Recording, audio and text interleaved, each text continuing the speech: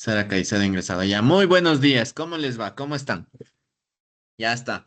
Estamos todo iniciando, arrancando. A ver, hoy 6 de diciembre, Fundación de la Ciudad de Quito, del Distrito Metropolitano de Quito. En las horas de la tarde, el Distrito Metropolitano de Quito va a realizar la sesión solemne, ¿no es cierto? Por la fundación del Distrito Metropolitano de Quito, hecha el 6 de diciembre. Mi querida Beatriz, mi querida Alexandra, ¿cómo le ves a Quito en el futuro? Doctor, le veo, la verdad, desde el lado poblacional, bastante llena, porque el urbanismo no permite ya más espacio en lo que sería la extensión, si no se cree que Quito tendrá más urbanismo en lo que sería sentido vertical, es decir, mayores cantidades de personas viviendo en edificios, y obviamente también va a colapsar temas como el tránsito, la viabilidad, que no estamos tan listas, y la descentralización de algunos servicios, es decir, vamos a tener que contar con subzonales, será sectoriales, por así decirlo para brindar mejor. Y de igual manera, pues esto va a provocar de que los servicios nos profesionalicemos más, es decir, llegar a más personas para que sea más eficiente el servicio a la comunidad, doctor. Chévere, lindo, mi querido Sara Aliaga, ¿cómo le ves a Quito en el futuro? Buena pregunta porque casi nunca voy. De verdad no podría emitir un comentario. No importa, lo que ves por noticias. No necesitas No venir a veo Quito. noticias. ¡Qué bestia! No, no, no, mal, muy mal, no. Hay que traerte a Quito, hay que pagarte unos pasajes para traerte a Quito. Una espumillita, Sarita, una espumillita del centro Claro. histórico. Claro, llévale a dar una vuelta al este. Ya, Mi ya me voy querida a, María me voy a Fernanda. comunicar con mi mayor Alexandra para cuando vaya. Claro, claro, ves. Perfecto, ahí le hacemos el tour policial. ¿Cómo le ves a Quito en el futuro, mi querida María Fernanda Quintana? Doctor, he ido unas pocas veces a Quito, la verdad. Eh, lo que yo he escuchado y visto en noticias, ¿verdad? Es que no, el tráfico es fatal. Entonces, en esa parte podrían mejorar. Es que lo único que puedo comentar, porque la verdad es que no conozco Sí. muy a fondo la ciudad, pero es lo que he escuchado, que el tráfico es tenaz. Ya, chévere, ¿no? Entonces hay que mandarles a traer, pues hay que mandarles unos pasajes para que nos vengan a visitar acá. Mi estimado Germán, ¿cómo le ves a Quito en el futuro? Para la graduación. Para la grabación, tengo pruebas, va a decir María Fernanda Quintana, Bueno, me gané 2 boletos de eh, avión. depende del alcalde, mucho de eso, depende del futuro alcalde también. Pero en todo caso, si yo le veo a Quito siempre en avance, siempre en desarrollo. Am, Nuestra ciudad es trabajadora, nuestra gente como ayer decían, madrugadora y creo que tiene que ver mucho con el trabajo. Entonces, yo le veo a Quito siempre progresista y siempre en desarrollo. Chévere, lindo. Mi estimado Dani Manzanillas, ¿cómo le ves a Quito en el futuro?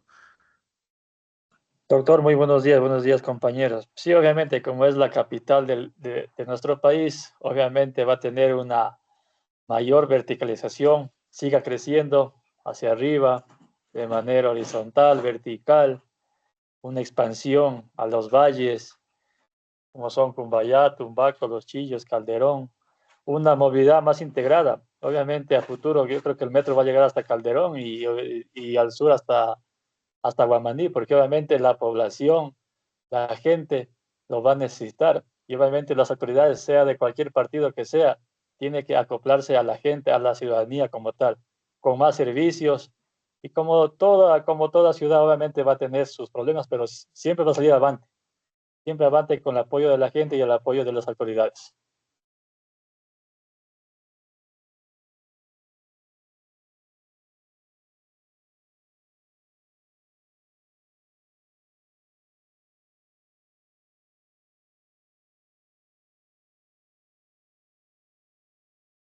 Moreira.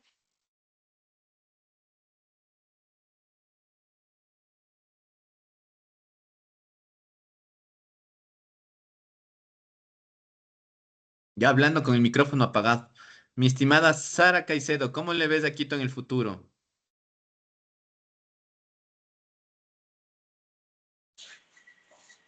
¿Cómo ha estado? Muy buen día compañeros. Buenos Eh, días.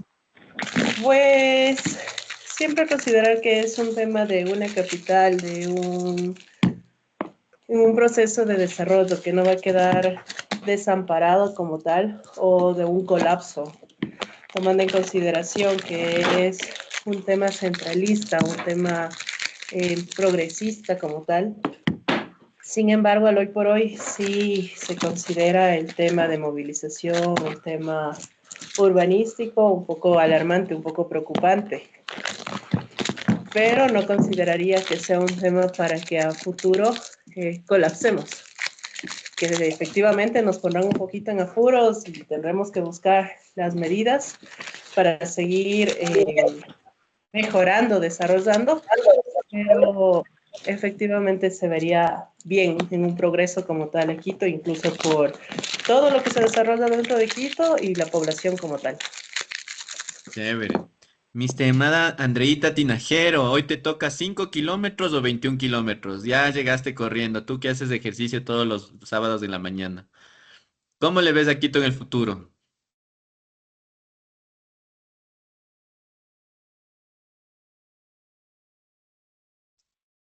Hola, profe. ¿Qué tal, Eh, doctora? ¿Qué tal? ¿Cómo te fue hoy en el ejercicio? Bien, solo corrí 10, pero todo cuesta.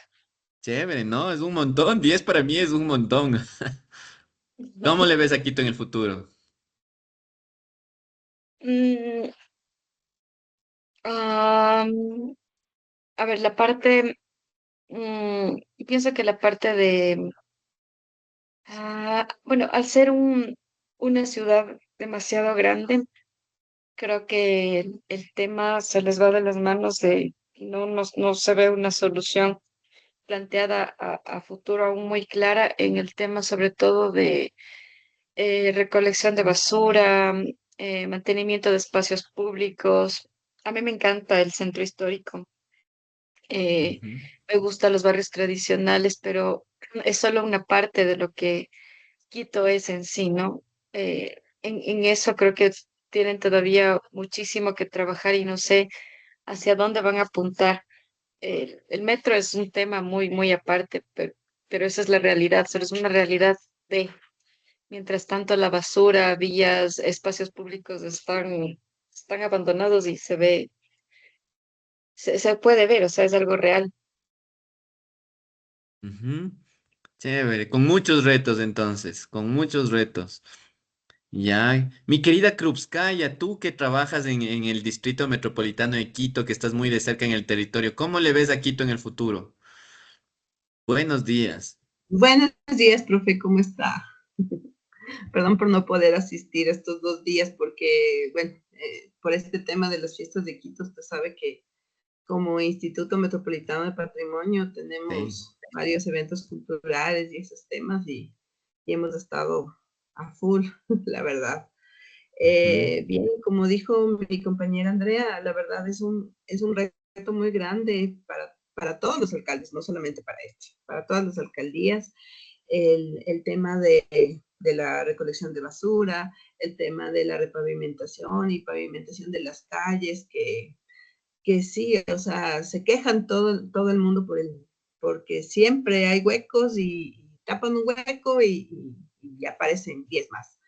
Entonces sí, es un tema, es un reto diario, diría yo, eh, luchar por esta ciudad. Nosotros a nivel de patrimonio lo hacemos, o sea, con un esfuerzo súper grande, lo hemos hecho y lo hemos estado haciendo. En mantener la ciudad limpia y ordenada. Es súper difícil, especialmente en el centro histórico. Hay mucho tema que trabajar en conjunto con el gobierno central por el tema de la mendicidad, de las personas que habitan ahí, que duermen ahí en el centro histórico, son las que dañan en la noche, a pesar de que en el día se limpie, se barre, pero uno en la mañana ve nuevamente sucio el centro. Entonces, sí es bien complejo y hay muchos retos todavía y muchas cosas ujú. por hacer, ¿no? ¿Cuáles son los proyectos en los que está trabajando el Instituto Metropolitano de Patrimonio para Quito? ¿Cuáles son los que tú destacas o has tenido la oportunidad de ver y te parecen increíbles? Bueno, el mantenimiento de las iglesias, bueno, de las iglesias, los conventos, ese es nuestro eje principal porque usted sabe que la gente es donde ya acude, son templos antiguos, templos viejos. El tema también, otro reto súper grande es el de los programas que tenemos de inversión para la conservación de las casas patrimoniales.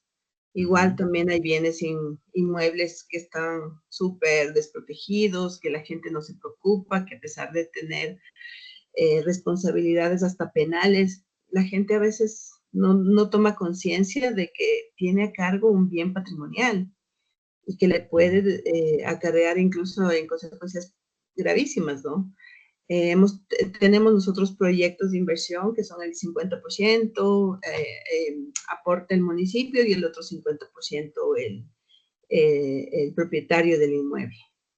Hay bienes también que son declarados monstruencos porque no se sabe de quién son, que son algunos en el centro histórico también, que son guarida de ladrones, de los vagabundos, que dañan igual la imagen del centro histórico. El tema de la prostitución, que también es algo que desde que yo me acuerdo que ingresé al municipio de Quito en la época de Paco Moncayo se hizo muchas cosas, pero igual siguen estando ahí y eso no, es difícil sacarles la verdad, que eso también no es una buena imagen para la ciudad.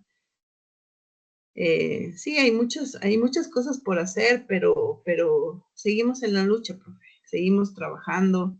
¿Cuál es el edificio que más te gusta a ti del patrimonio cultural de Quito?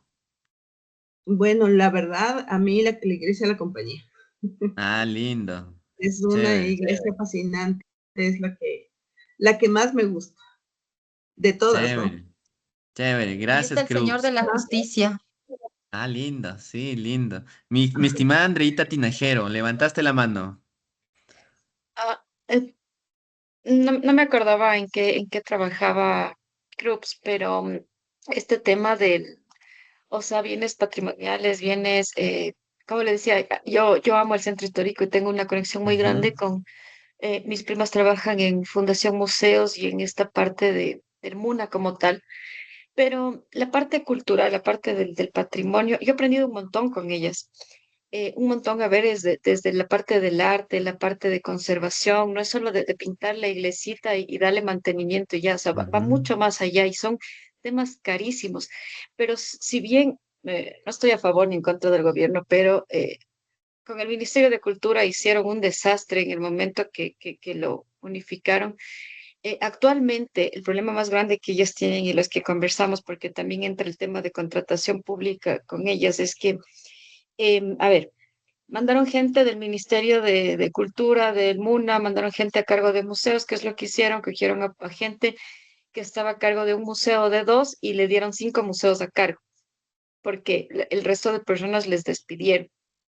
Dejó de generar bien, dejó de administrar bien los museos. Los museos no es solo para ver cosas viejas. En Quito hay museos interactivos, el MIC, hay museos en los que usted se puede llevar libros y no deja ni su cédula y usted se puede llevar, es generar la cultura de que usted lo devuelva, nada Claro. más. Entonces, la percepción que incluso tenemos de museos, con ellas yo aprendí, es totalmente diferente. No es solo ir a ver cosas viejas, hay diferentes tipos de museos. Y centrándonos, bueno, en esta parte, a la gente que despidieron, ¿sí? Del Ministerio de Cultura, MUNA, es precisamente a los que ahorita están contratando para hacer las consultorías, para hacer esta parte del mantenimiento. Y solamente doy la vuelta al personal, ojo, pero también ya se ven procesos inflados. Hace 2 meses hice 2 obras, dos ofertas para 2 entidades que manejan estos temas y eran ofertas de 250.000. Estaba sobrepreciado el proceso, pero, o sea, era increíble, ¿no?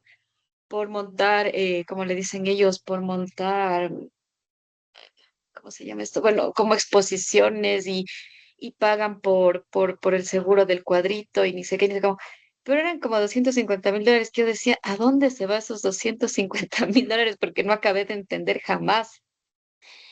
La cosa es que se están dando la vuelta entre las mismas personas que les despidieron.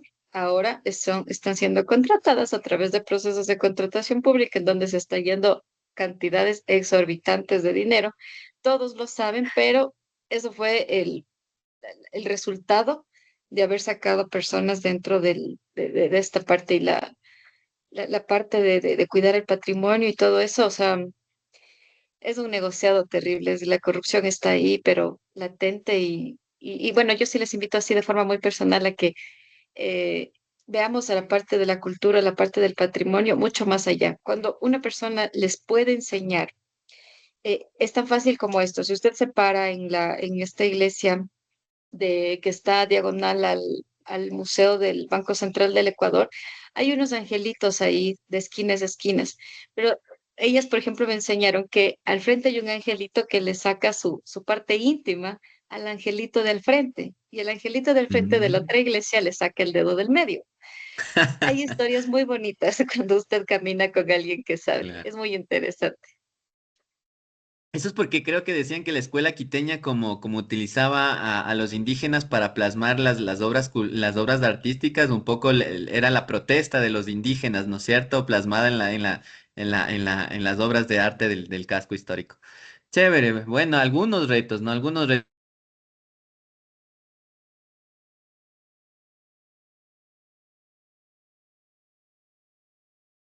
La... Para ti, vamos. Aló, ¿me escuchan? Sí, ¿me escuchan? ¿Se entrecortó? ¿Está con intermitencia? Se fue la Ah, Se la comunicación escucha un un poco rato. cortada. ya, mi querida Krupskaya, a ver, en honor a ti que estuviste en todas las actividades, las organizaciones para festejar a Quito, a ver, vamos a hacer un breve comentario a lo que te has perdido, ya en dos unidades que has faltado. A ver, lo primero que en la unidad número 5 vimos lo que es la transferencia de competencias. ¿Ya? Decíamos que lo que tú ves, mi querida Krupskaya, en la diapositiva, ¿sí? Lo más importante, ¿no? Tal vez de la unidad número 5, ¿sí?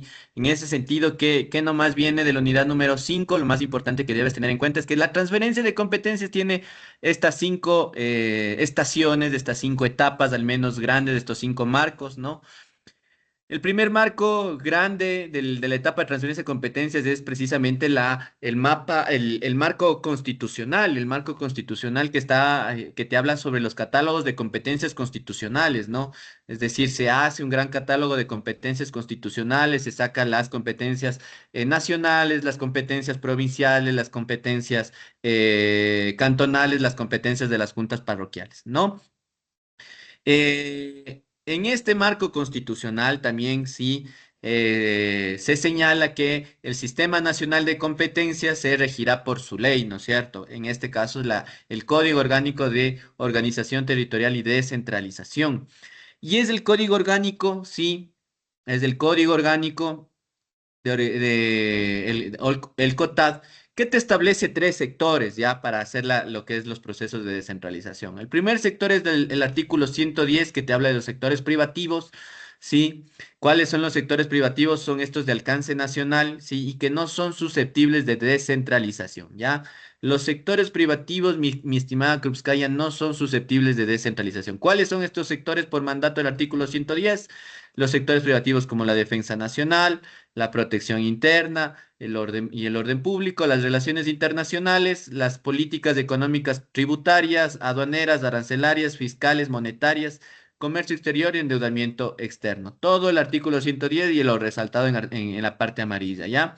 ¿Qué más, mi querida Krupskaya? El segundo sector que se toma en cuenta para estructurar el Sistema Nacional de Competencias es el sector estratégico, que dice son aquellos en los que el Estado, en sus diferentes niveles de gobierno, se reserva las competencias y facultades dadas su decisiva influencia económica, social, política o ambiental.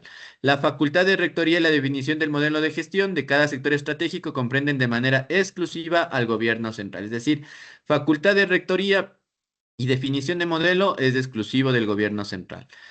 ¿Qué más? Dice sectores estratégicos, la generación de energía en todas sus formas, las telecomunicaciones, los recursos naturales no renovables, el transporte y la refinación de hidrocarburos, la biodiversidad, el patrimonio genético, el espectro radioeléctrico, el agua y los demás que determina la ley.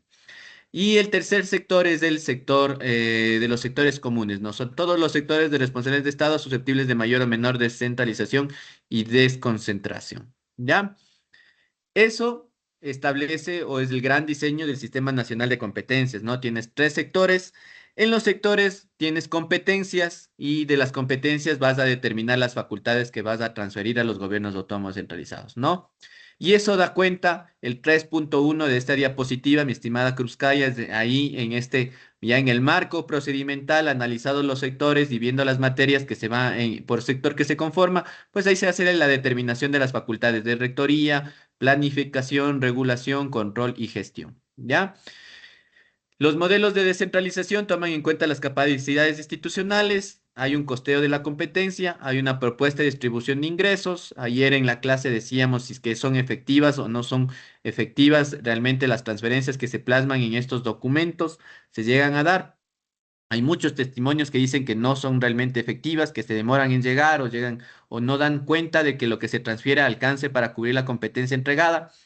Sí, y en ese sentido es un reto, ¿no? Por eso le marcamos con rojo un poco la distribución de los ingresos al respectivo. ¿Cómo han salido al paso de esto? Es decir, ¿qué pasa cuando los recursos no se entregan a tiempo o qué pasa cuando los recursos no alcanzan? Sí, pues bueno, ahí un poco salir al paso dice, oigan, generen autonomía fiscal y creen ustedes sus propios ingresos para sostener la competencia, ¿no? Darle sostenibilidad a la competencia entregada. Ya, ¿qué más hemos puesto en el mapa dentro del esquema de transferencia de competencias? Pues tenemos la implementación y tenemos la evaluación del ejercicio de competencias, ¿no? Eso es lo que hemos visto brevemente, mi estimada Krupskaya, y habíamos entregado una biblioteca, ¿no? Una biblioteca que da cuenta de distintos sectores. Todo lo que tú ves, mi estimada Krupskaya, del Consejo Nacional, es decir, vemos turismo, agua y riego, transporte terrestre, tránsito y seguridad vial, tenemos lo que es vialidad, patrimonio cultural, que seguramente es algo que tú estás manejando actualmente dentro del Instituto Nacional de Patrimonio, agua y saneamiento, y hemos visto otros sectores como minería, gestión de prevención, protección y socorro contra incendios, ¿no? La idea de las actividades que hemos hecho el día de ayer es navegar, es una biblioteca bastante extensa, sí, con varias guías, con varios documentos que pueden servir de sustento dependiendo del sector en que uno se encuentra para irlo navegando, ¿no? Eso, mi querida Krupskaya, comunidad, como resumen de la unidad número 5.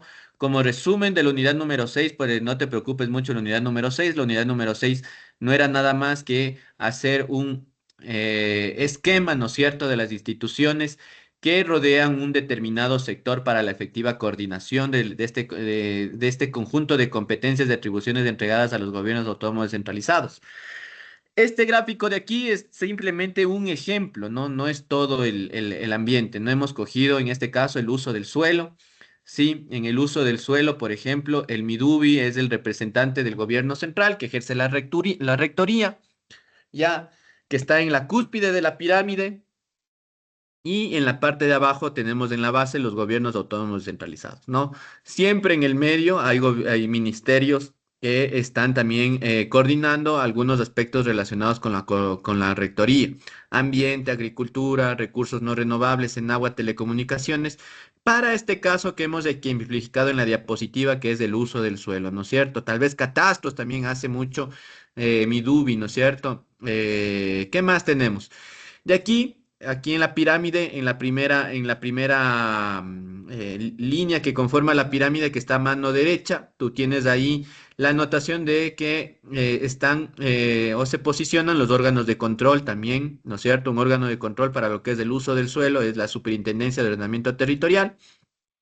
Y en la parte de abajo tenemos entidades de apoyo, ¿no? Tenemos, por ejemplo, para esto el Banco de Desarrollo Inmobiliario, la Secretaría Nacional de Gestión del Riesgo, INEC, universidades como entidades de apoyo. Y acá en la parte de la izquierda tenemos también un órgano de regulación que para el caso que hemos escogido en esta diapositiva es el Consejo Técnico de Uso y Gestión del Suelo, sí, para que coordine para lo que es la regulación, ¿ya? Eso es lo que vimos en la unidad número 6, mi estimada Krupskaya. Es decir, de las dos, entre la unidad 5 y 6 de lo que te perdiste, la más importante es la número 5. Sí, el agregar a tu mapa el tema de los sectores, del privativo, el estratégico, los comunes, porque eso van a marcar la posibilidad de ser descentralizable o en qué términos va a ser descentralizable la competencia. ¿sí? Y de ahí, bueno, el marco procedimental, ¿no? Esta diapositiva que te resaltaba para que lo tomes en cuenta. Eso, mi querida Krupskaya. Preguntas, dudas, aclaraciones, mi querida Krupskaya, de aquellos que no hayan podido asistir para lo que es la clase 5 y 6, ya para abordar la unidad número 7.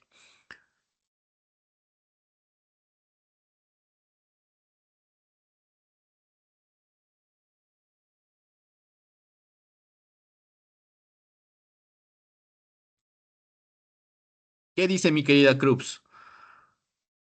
Eh, Profe, sí le estaba revisando, bueno, eh, el material que envió ayer. Ya. Bueno, en tema de patrimonio sí me queda claro, todavía tendría que revisar los otros aspectos, ¿no? Que no tienen, no tienen mucho que ver con el patrimonio. Sí. Y bueno, si tengo alguna pregunta ahí lo haría posterior. Ya, chévere, no te preocupes. Pero bueno, este esquema, ¿no? Principalmente vuelvo y repito, Ujú. más allá del que seas una experta en cada sector, es decir, el esquema de transferencia de competencias, ¿no? Este esquema de aquí, ¿ya? Este esquema de aquí, este esquema es el que se repite para cada uno de los sectores y ¿no? Si comprendes este, sabes lo que estás navegando y sabes la temática que estás hablando, ¿ya? Entonces tienes marco constitucional, marco institucional, marco procedimental, implementación y evaluación de la competencia, ¿ya? Chévere. Vamos, avancemos. El número 7, ya vamos a avanzar al número 7. Dice, que no se me vea. Número 7, ya, control y transparencia en la gestión de los gobiernos autónomos descentralizados. Control, como ustedes hemos visto ya en las 6 unidades, hemos destacado el concepto de gobiernos autónomos centralizados, sí, que se conforman con funciones, ¿no es cierto? Producto de esta nueva conceptualización de como gobiernos como tal. Entonces tenemos función ejecutiva, función legislativa y de conformidad con el artículo 26 también tenemos una función de participación, ¿ya? Ese es el primer control, ¿sí? Producto de este mismo esquema o esta nueva conceptualización de los gobiernos autónomos centralizados, tenemos estos pesos y contrapesos, ¿no? Este pequeño sistema de pesos y contrapesos que ahora existe para los gobiernos autónomos centralizados, ¿sí? El primero en revisar, ¿sí? Es el contrapeso que hace la función legislativa a la función ejecutiva de los gobiernos autónomos centralizados, ¿no? El otro en revisar es el que se establece a través de la participación, ¿sí? Eso va a conformar más adelante en las siguientes diapositivas unas pequeñas explicaciones. Luego de eso vamos a revisar un control institucional, ¿sí? Entre lo que son los órganos especializados que pueden tener y las implementaciones de sistemas de control, ¿ya? Luego de eso vamos a revisar brevemente o hacer mención a lo que es la función como tal, la grande, la de todo el Estado ecuatoriano, que es la función de participación y control a través de las superintendencias, Contraloría General del Estado, Procuraduría General del Estado. Ya, muy brevemente la mención para irla a ver, para irlas revisando. A ver, vamos a ver lo que es control del órgano legislativo. ¿Ya? El COTAD establece o reconoce, ¿no es cierto?, las atribuciones de fiscalización de los órganos legislativos, ¿ya? Por ejemplo, en el artículo 68, la atribución de los vocales de la Junta Parroquial Rural dice literal de fiscalizar las acciones del Ejecutivo de acuerdo con este código y la ley. ¿Ya? El artículo 86 del COTAD dice el Consejo Metropolitano es el órgano de legislación y fiscalización del gobierno autónomo centralizado que estará integrado por los concejales o concejalas elegidos por votación popular con lo previsto en la ley de la materia electoral. El alcalde o alcaldesa metropolitana presidirá con voto dirimente las sesiones de los consejos, ¿no? Igual sucede o la misma regla hay para los consejos cantonales. ¿Ya? ¿Qué es lo que sucede con estas atribuciones de fiscalizar, ¿no? ¿A quién fiscaliza el órgano de gobierno? Pues es al órgano ejecutivo, ¿no? ¿Cuál es el órgano ejecutivo? Depende del nivel de gobierno o el nivel o el tipo sí, el tipo de gobierno que estamos fiscalizando. Para lo que es el provincial, pues será el prefecto. Para lo que es el cantonal, será el alcalde. Para lo que es el parroquial, será el presidente de la junta parroquial, ¿ya? Y ahí tenemos a quién se va a fiscalizar. Hay algo importante que anotar en esta idea sencilla, ¿ya? Y es un poco desarrollarle y hacerle llegar más a la profundidad de este control legislativo, ¿ya? Cuando tú hablas del control legislativo, cuando tú hablas del control legislativo a un órgano ejecutivo, sí, tú te asocias a la idea del gobierno central, ¿ya? En el gobierno central, nosotros vemos las noticias, ¿no es cierto?, constantemente que la Asamblea Nacional del Ecuador sí fiscaliza a los ministros de Estado, ¿no es cierto? Este es un sistema, ¿no? El sistema de fiscalización previsto para la Asamblea Nacional es un sistema de fiscalización que se caracteriza porque va a tener una consecuencia jurídica de esta fiscalización, ¿ya? Voy a poner el siguiente ejemplo de lo que ocurre a nivel del gobierno central, ¿sí? ¿Cuál es el ejemplo? Por ejemplo, ya hay un asambleísta que conforma la Comisión de Gobiernos Autónomos Descentralizados, ¿no? Y quiere realizar fiscalización, por ejemplo, al Ministerio de Economía y Finanzas respecto de lo que es los procesos de asignación del modelo de equidad territorial, ¿ya? Y hace su oficio, firma, le doy el plazo de 10 días para que me informe sobre cómo se encuentran los recursos en virtud del modelo de equidad territorial. Y pues bueno, llega al Ministerio de Economía y Finanzas, sí, y puede responder al requerimiento de información o no puede responder, ¿no? Yo he visto muchos casos que, por ejemplo, en lo que es el modelo de equidad territorial, pues por lo complicado de las finanzas públicas, pues prefieren no dar respuesta, ¿no? Es decir, hay deudas que van de 100 millones, 200 millones, 600 millones y van continuamente incrementándose. Y a efectos de que la población no conozca el teste, pues el ministro de Economía y Finanzas prefiere no decir nada en los requerimientos de información. ¿Qué es lo que ocurre, no es cierto? No doy respuesta al requerimiento de información y la consecuencia jurídica de eso es que el asambleísta en el gobierno unitario, en la Asamblea Nacional, tiene la posibilidad de poner en conocimiento del presidente de la Asamblea, sí, el incumplimiento o la insatisfacción por no haber respondido el tema de fiscalización. ¿Cuál va a ser la consecuencia jurídica o el siguiente procedimiento? Es que el presidente de la Asamblea va a enviar a una comisión, sí, en este caso los gobiernos autónomos centralizados, para que la presidenta de la comisión o el presidente de la comisión pues haga el requerimiento al ministro de Economía y Finanzas. El presidente de la comisión hace el requerimiento y puede volver a ocurrir, por ejemplo, que el ministro de Finanzas vuelve a decir, no le voy a dar la información, ¿ya? El presidente de la Comisión de Gobiernos Autónomos Centralizados, de la Comisión Legislativa, sí, hace un informe y dice, no ha dado satisfacción y dice, en virtud de tal, en virtud de lo que establece la Ley Orgánica de la Función Legislativa, procédase con el juicio político al ministro de Estado, ministro de Economía y Finanzas, ¿ya? Y se presentan, ¿no es cierto?, hacen la denuncia y comienza el procedimiento del juicio político. Esa es la consecuencia jurídica del no dar satisfactoriamente, sí, las respuestas de fiscalización en materia de gobierno central. Este modelo que he explicado, que ustedes están bien relacionados por el tema de noticias, que lo tienen mapeado, ¿sí? La respuesta, digamos, la pregunta es, ¿aplica este modelo al gobierno autónomo descentralizado para el control del órgano legislativo? Sí, no aplica es la respuesta, ¿ya? La respuesta es, no te aplica el mismo modelo.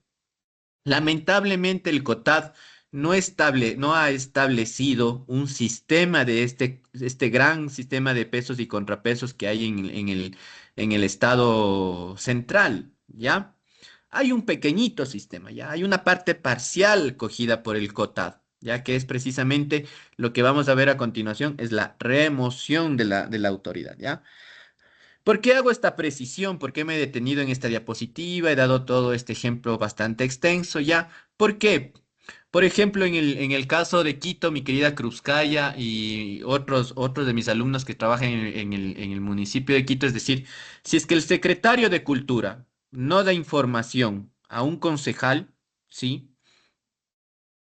Del Distrito Metropolitano de Quito, el secretario de Cultura, ¿sí? No va a ser, sí, sujeto de un juicio político, por ejemplo, ¿ya?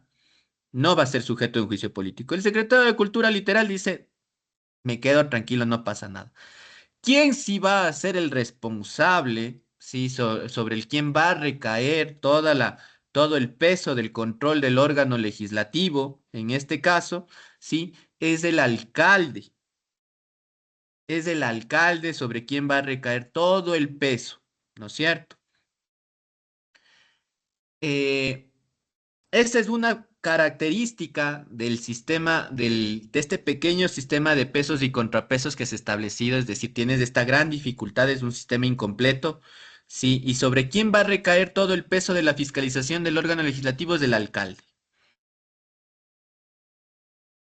Lo segundo, el gran reto también, el gran reto en los gobiernos autónomos centralizados es que también que quien dirige las sesiones del Consejo Metropolitano, del Consejo Cantonal, del Consejo Provincial, sí, o de la Junta Parroquial, es el órgano ejecutivo, a diferencia del modelo del gobierno central. Quien dirige el órgano legislativo es el presidente de la Asamblea, sí, pero quien dirige el órgano, sí, de fiscalización, sí, llamado a fiscalizar es el propio alcalde, ¿no es cierto? Entonces tienen un amplio margen de establecer las convocatorias, el orden del día, el suspender las sesiones, etcétera, etcétera, etcétera, ¿ya?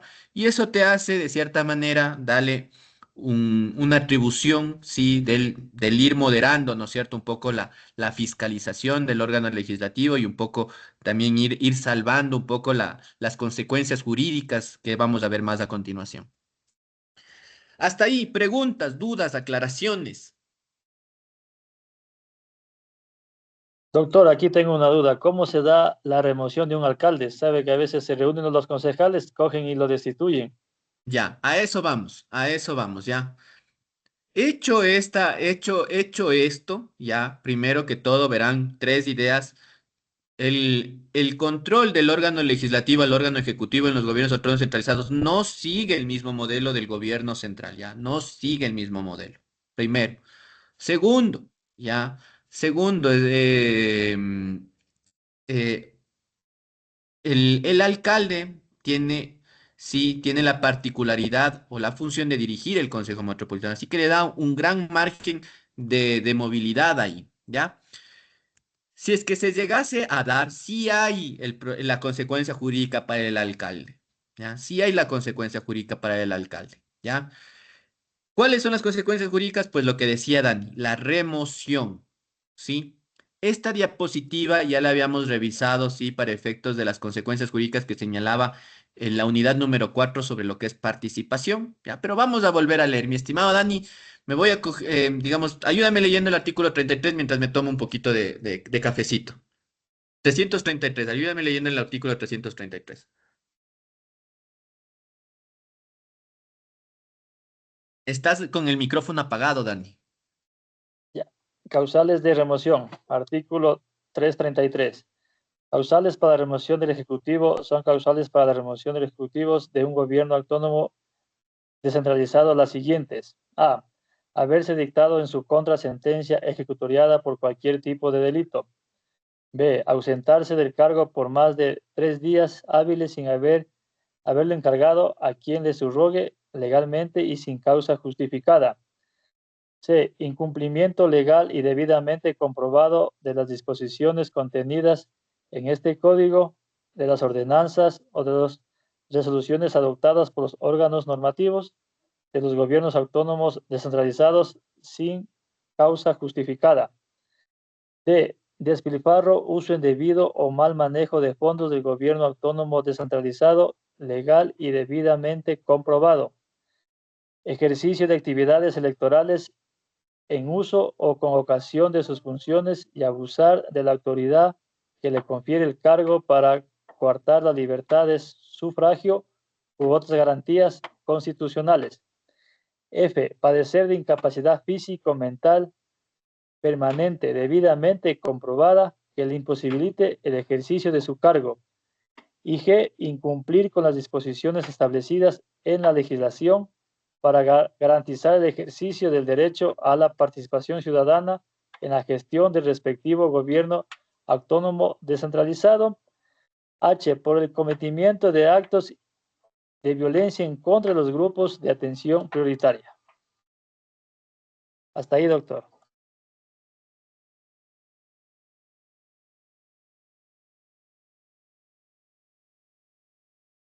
Está apagado su micrófono, doctor. Gracias, Dani. Yo matándome hablando con el micrófono apagado ya. Estas son las causales, sí, que establece el COTAD para la remoción. ¿Quién va a sufrir las consecuencias de esta remoción? Es el alcalde, ¿ya? No vamos a poder remover al director financiero, no vamos a poder remover al director administrativo. En el caso del Consejo de Quito, una figura importante en todo el manejo es el administrador general del municipio de Quito. No se va a poder remover al administrador general.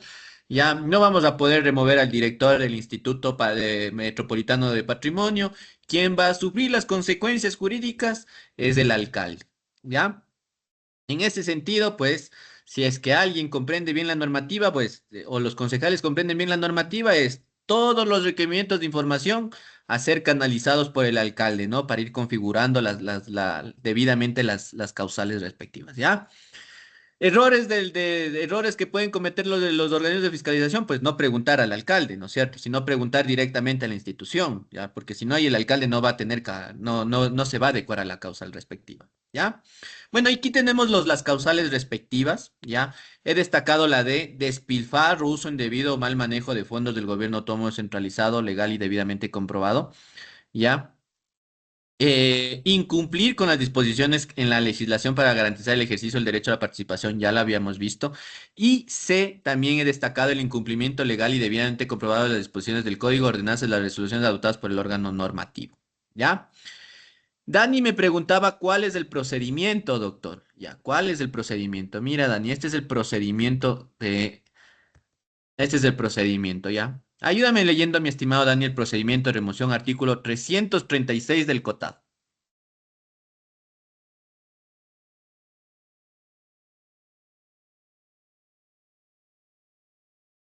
A ver, sería el artículo 336. ¿Le puede bajar un poquito? Ahí está. Procedimientos de remoción.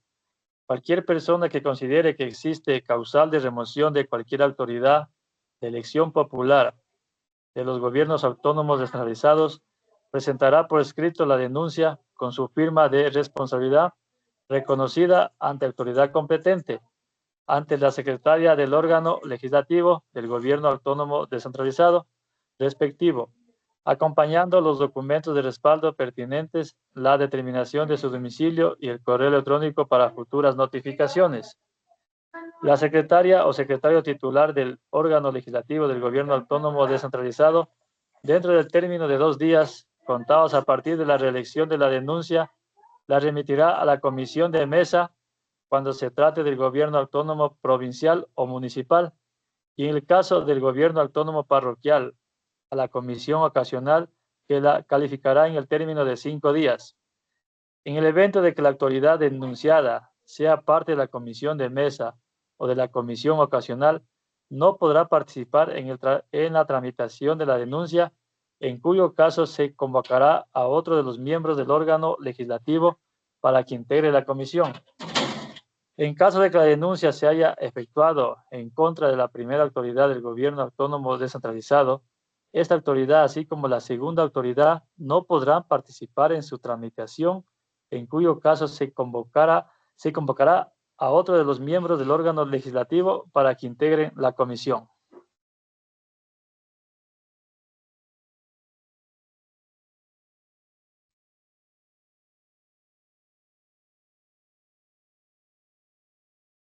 Yo otra vez hablando con el micrófono apagado, ¿ya?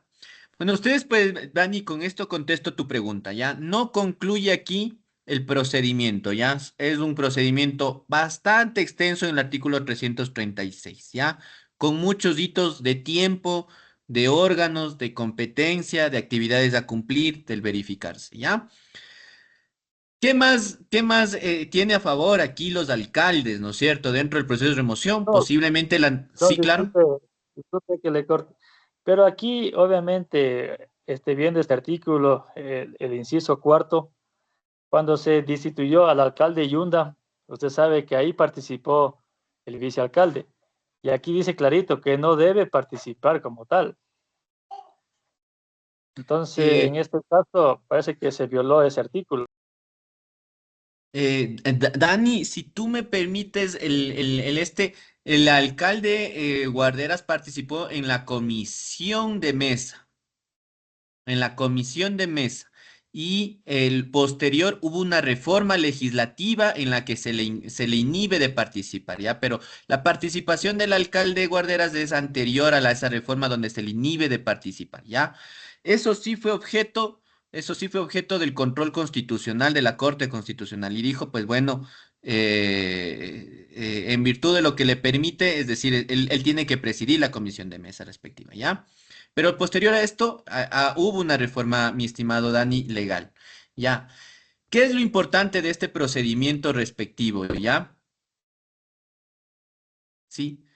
Una vez que concluye todo el procedimiento, ¿sí? Y es satisfactoriamente cumplido o presuntamente satisfactoriamente cumplido, ¿qué recursos hay para impugnar esto?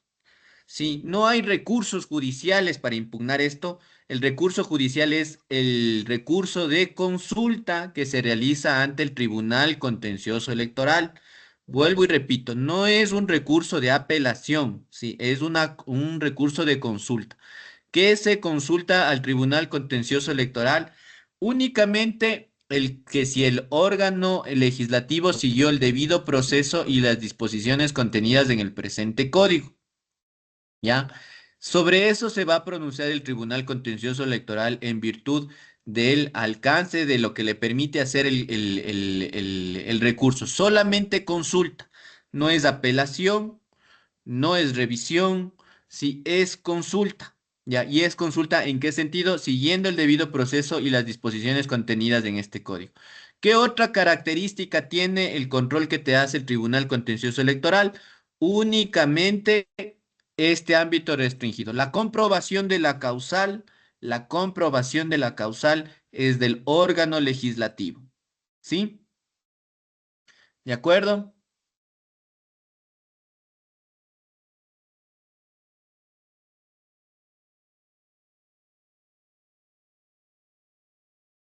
Entonces, este es el primer pequeño, sí, sistema de pesos y contrapesos que tenemos, sí, desde el órgano legislativo al órgano ejecutivo. ¿Ya? ¿Qué más les puedo mencionar? Por ejemplo, a manera de ejemplificar también esto que he mencionado en esta diapositiva, puedo destacarles que en este año 2025, sí, por ejemplo, el alcalde de Loja fue removido, ¿ya? ¿Qué ocurrió en el caso del alcalde de Loja, por ejemplo, cuando fue removido? Ocurrió que al inicio de la gestión, el alcalde de Loja, sí, adoptó la resolución con el Consejo Cantonal del tener transparencia, ¿no es cierto?, con efectos de la ejecución presupuestaria. ¿Cómo se iba a materializar esa transparencia del alcalde? Pues entregando al Consejo Metropolitano y a la Comisión de Presupuesto la ejecución presupuestaria informada por el director financiero, hasta el 5 de cada mes, ¿ya?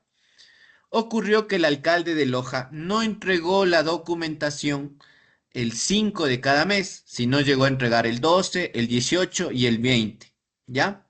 Pero sí entregó la documentación, ¿ya? Es decir, se pasó el plazo, pero se entregó, ¿ya? Podríamos hacer un análisis del cuán grave es de eso, ¿ya? Cuán grave es de eso, ¿ya?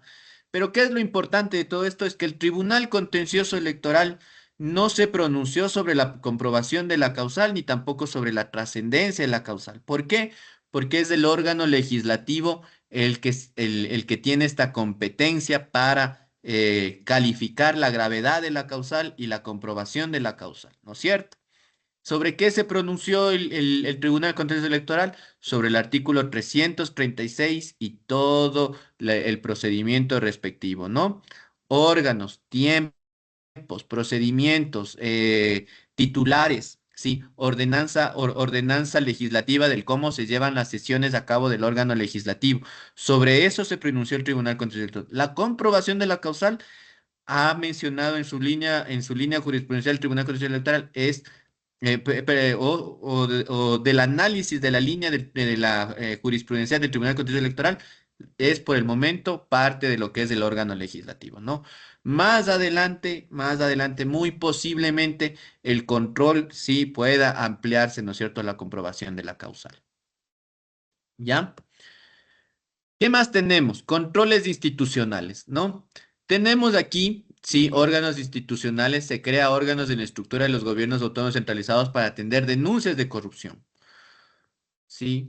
¿Cuáles, por ejemplo, en Quito tenemos, por ejemplo, lo que es esta institución llamada Quito Honesto? Denme un segundito. ¿Dónde está Quito Honesto? Aquí está Quito Honesto.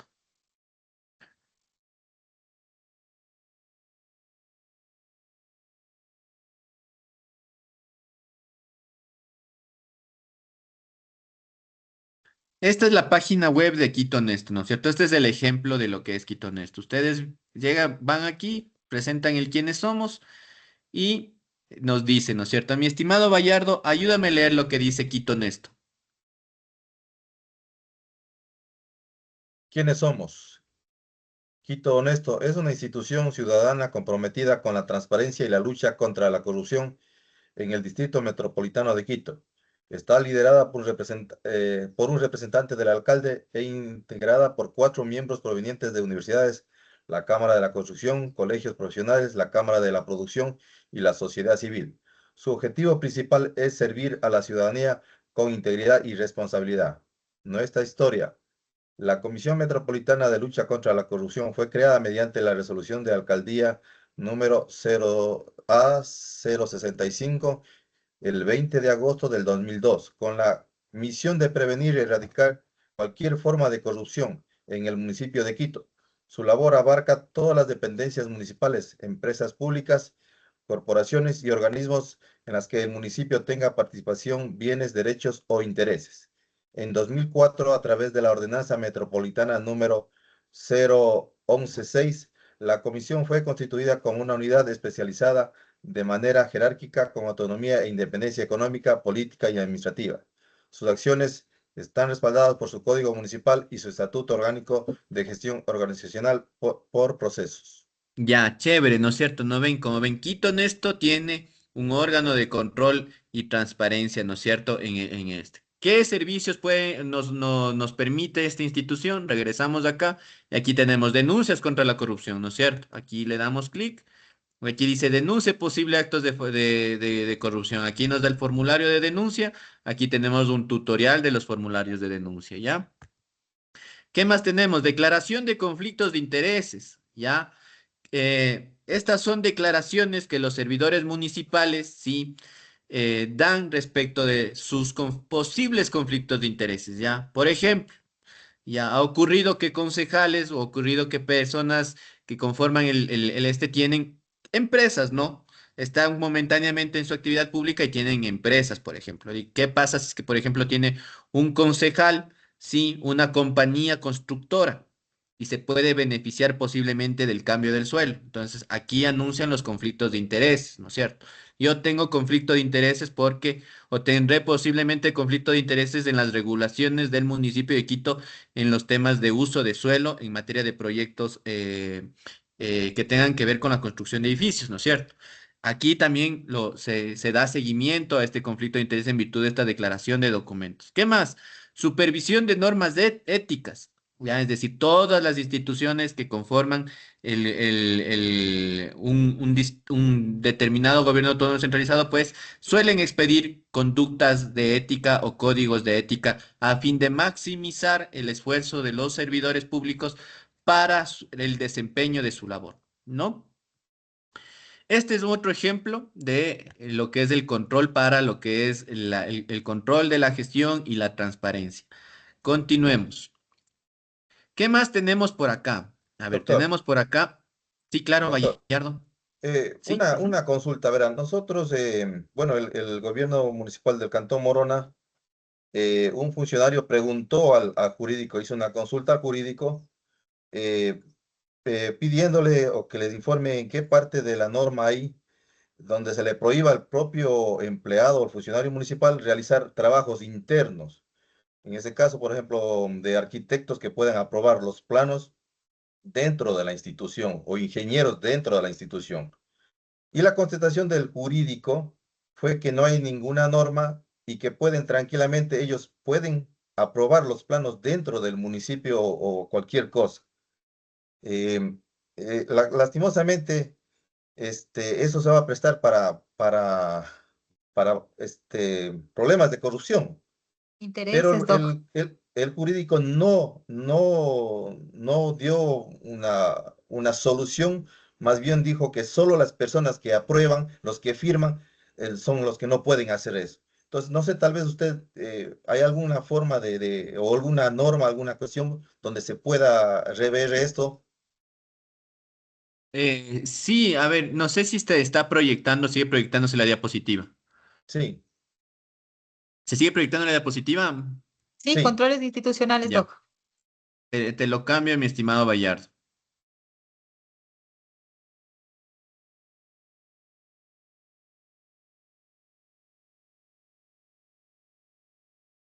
Ya. ¿Cuál es el enfoque que debería darle el jurídico respecto de esto, ya? Es decir, primero que todo, tienes ahí servidores públicos, ¿ya? ¿Cuál es la ley o la llamada ley a regular la conducta de los servidores públicos en el vínculo que tienen con las instituciones? Es la Ley Orgánica del Servicio Público, ¿ya?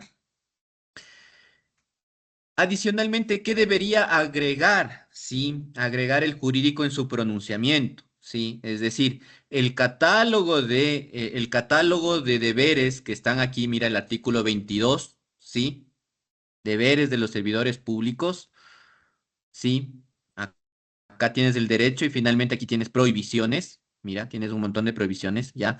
El catálogo que tienes en el artículo 22 y 24, sí. Se da bajo el tema de que son infracciones de peligro, es decir, no importa que se cometa la infracción finalmente, sí, es decir, no legislo para que se cometa la infracción, evitar que se cometa, dice, legislo para que te abstengas de poner en peligro a la administración pública, ¿sí? En ese sentido, es decir, puedes poner en peligro, si la aprobación de lo que son los planos o los procedimientos institucionales en virtud de tu conducta, es la pregunta, el problema jurídico que debería plantearse el gobierno autónomo descentralizado, ¿ya? La respuesta es sí, sí puedes poner en peligro, sí, si tú apruebas los pliegos, sí, los procedimientos administrativos. Sí puedes poner en peligro, ¿ya? Y tienes aquí todo un catálogo que te permite, ¿no? El respetar y cumplir y hacer cumplir la Constitución de la República, ¿sí? Puedes poner en peligro la aplicación de la ley o los reglamentos internos, claro que puedes poner en peligro, ¿sí? Y también podrías agregar, sí, que si en el caso de tener duda, se podría generar la disposición interna de talento humano, sí, o del alcalde o de la autoridad nominadora, indicando que que existirá conflicto de intereses en todos estos casos en virtud del tema de de estas infracciones de peligro de los servidores públicos, ¿ya? Y también tienes aquí otro que, mira, puedes motivar, es decir, este de aquí, ejercer con sus funciones con lealtad institucional, rectitud y buena fe.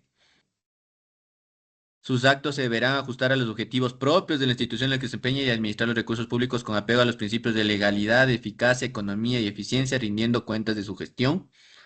¿Ya? Entonces tienes todos estos, este catálogo de deberes, ¿no? Y aquí tienes prohibiciones también. Ya, también podrías tomar del artículo 24 literal B. Pero todo esto anclando en que los servidores públicos y las infracciones administrativas que uno son infracciones de peligro básicamente, ¿sí? Entonces, al constatarte que tú tienes información privilegiada, cumples un rol, estás poniendo en peligro. No es que ya lo cometiste, ¿no? No es que has hablado con alguien o ya lo hiciste, ya. Estás poniendo en peligro la correcta marcha institucional. Tal vez ahí está contestada tu pregunta, mi estimado Bayard. Sí, doctor, muchas gracias. Ya, chévere. A ver, avancemos. Ujú.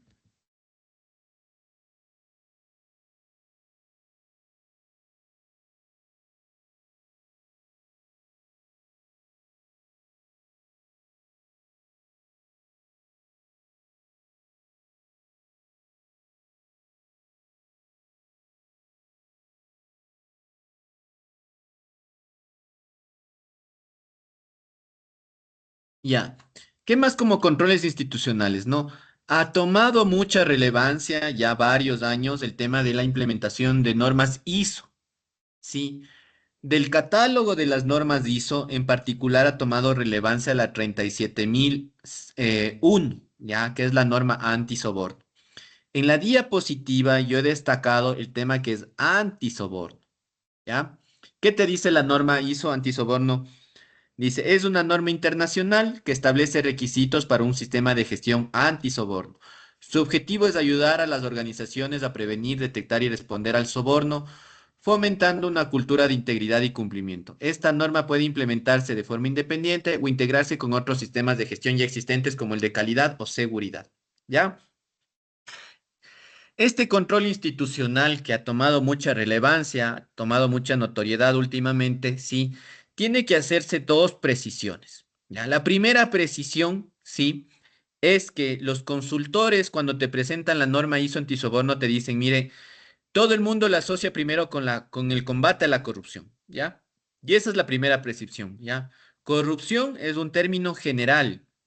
Sí, corrupción es un término amplio, que hay literatura que aborda corrupción desde distintos puntos de vista. Hay literatura que aborda que eres corrupto si te saltas la fila. Hay literatura que aborda que eres corrupto si no pagas tus impuestos a tiempo. Hay literatura que te dice que eres corrupto, ya si tú haces una mentira sencilla, igual eres corrupto.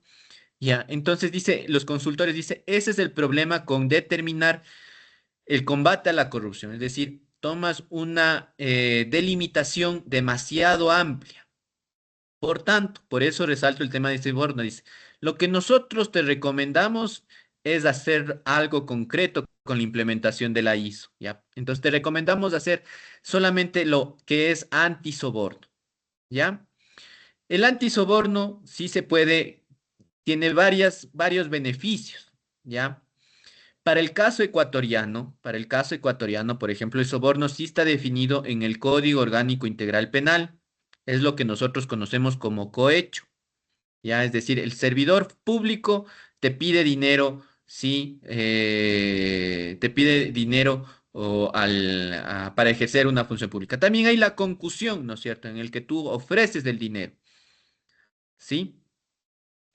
Entonces, ese es de cierta manera una forma de limitar, ¿no es cierto? Y no llegar a la amplitud de la norma, porque eso, desde cierta manera, sí ha demostrado que cuando tú haces demasiado amplia la norma, te estableces el propósito de implementar todos los mecanismos y finalmente no terminas estableciendo ninguno. Por eso los consultores suelen decir al inicio del cuando tú haces la ISO de esta 37001, define el alcance muy concretamente. Antisoborno. ¿Qué quiere hacer? Concusión, cohecho, el que yo te pido o el que tú recibes, ¿ya? Esa es la primera precisión, una delimitación muy clara del cuando se empieza a implementar esta norma. La segunda precisión de las normas antisoborno sí tiene que ver es que obligatoriamente las recomendaciones de los consultores les dice, mire, obligatoriamente usted va a implementar en dos direcciones, ¿ya? La dirección de talento humano y la dirección financiera. ¿Por qué se establece en eso? Primero, porque la dirección financiera hace el registro y el control de los pagos, ¿no es cierto? Tú ves hacia dónde va y tú ves los mecanismos de verificación de lo que es la comprobación de las obligaciones que tú vas a pagar, ¿ya? Y segundo, talento humano porque lleva todo el listado o las carpetas del personal que se tiene para determinar la idoneidad del personal para cumplir las funciones o ser una persona de riesgo o expuesta a lo que es el soborno. Doy un ejemplo con esto, ya. Si hay servidores públicos, por ejemplo, que al final de mes tienen un rol de pagos de $1 o menos $2, esas personas que en su rol de pagos tienen $1 o menos $2 o menos $100, ¿sí? Son sujetos de riesgo al recibir sobornos, ¿ya? Es evidente que estas personas tienen que estar sujetas a un control para efectos de prevenir un posible soborno. Estas personas que en sus roles de pagos llegan a tener $1, $0, producto de una hipoteca o producto de un juicio de alimentos, ¿ya? Estas personas, por su necesidad económica, van a ser susceptibles de recibir un soborno. Claro, y ahí tienes muchas otras cosas más, ¿no? Y la unidad de talento humano, sí, aglutina también el registro de las sanciones disciplinarias. Vas a saber si es una persona que llega temprano, si tiene cultura organizacional, si es una persona que se queda capaz trabajando demasiado sale tarde de la oficina, sí, y ahí vas a tener otros indicadores de riesgo adicionales. Mi querida Alexandra. Sí, yo tengo una dudita, pero bueno, en algún momento sí se estaba proponiendo porque, por ejemplo, sé los estudios socioeconómicos que se hacen ya en algunas entidades, pero de cierta manera estaban indicando de que los estudios socioeconómicos los estaban haciendo sin notificar a la persona, por así decirlo, que lo realizaban y que eso violentaba la ley de protección de datos. Porque, pero igual yo entendía que no es necesario notificarle porque, por ejemplo, cuando hacemos los servidores públicos cada 2 años la declaración patrimonial. Ya colocamos los bienes que tenemos y las consultas del súper perdón, de la propiedad privada, el tema mercantil para ver si se tienen carros. Son páginas, digamos, públicas. Pero en algún momento algún señor abogado sí se acercó a Talento Humano e indicó que sí se debe notificar primero a la persona para hacer estos estudios y poder implementar estas medidas de control. Doctor, tal vez hay alguna visión de pronto cuando nos toque trabajar en esto no recaigamos en una violentación o arbitrariedad. Si me La pueden implementación de las permitir, ¿les puedo ayudar políticas. en algo? Ah, Wilmer. Hola. Hola, Sí. Wilmer, buenos días. Buenos Hola. días, ¿Qué doctor. tal? Sí, ¿cómo están? Bien, gracias. Mire, definitivamente quien trate datos personales tiene la ineludible obligación de comunicar al titular de los mismos que serán tratados, el objeto para el que serán y asimismo cómo se lo va a hacer. Porque además el tiempo de conservación de los datos está establecido en la ley que no debe superar cierto tiempo. Pero al objeto que está mencionando ahorita la compañera, sí. En tanto sean datos personales y la persona los dio con un solo objetivo, en el caso que estamos hablando para cumplir la obligación con la Contraloría, si es que alguien le da un fin distinto para otro estudio que no es el que originariamente lo entregó, debe requerir la información, la autorización y decirle qué, cómo y cuándo se van a tratar esos datos.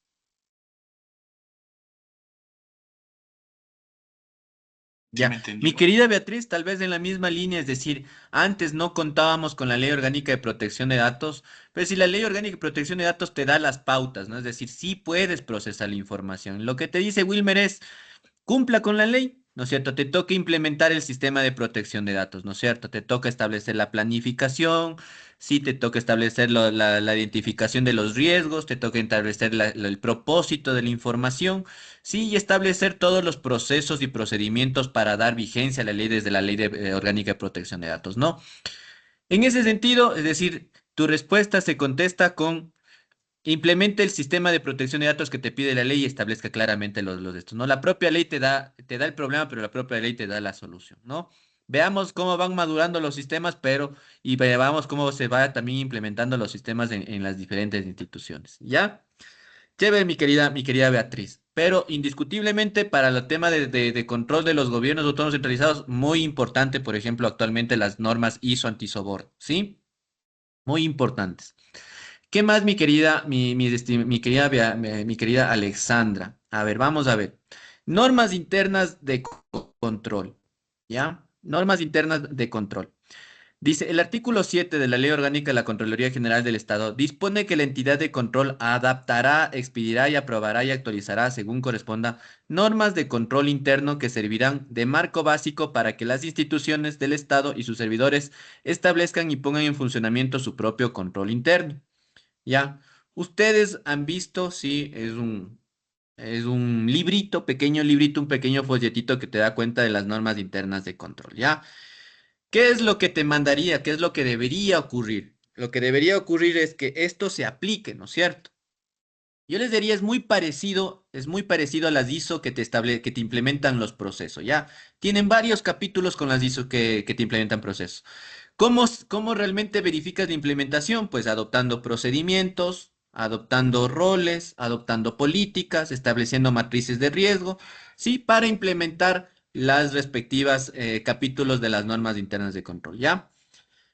¿Qué ha ocurrido también? ¿Qué ha ocurrido, no? ¿Qué ha ocurrido? Esto que se hace natural, que es la implementación y que tiene que haber evidencia documental de esta implementación, que tiene que haber medios de verificación documental, es decir, no es tomado en cuenta por la Contraloría General del Estado.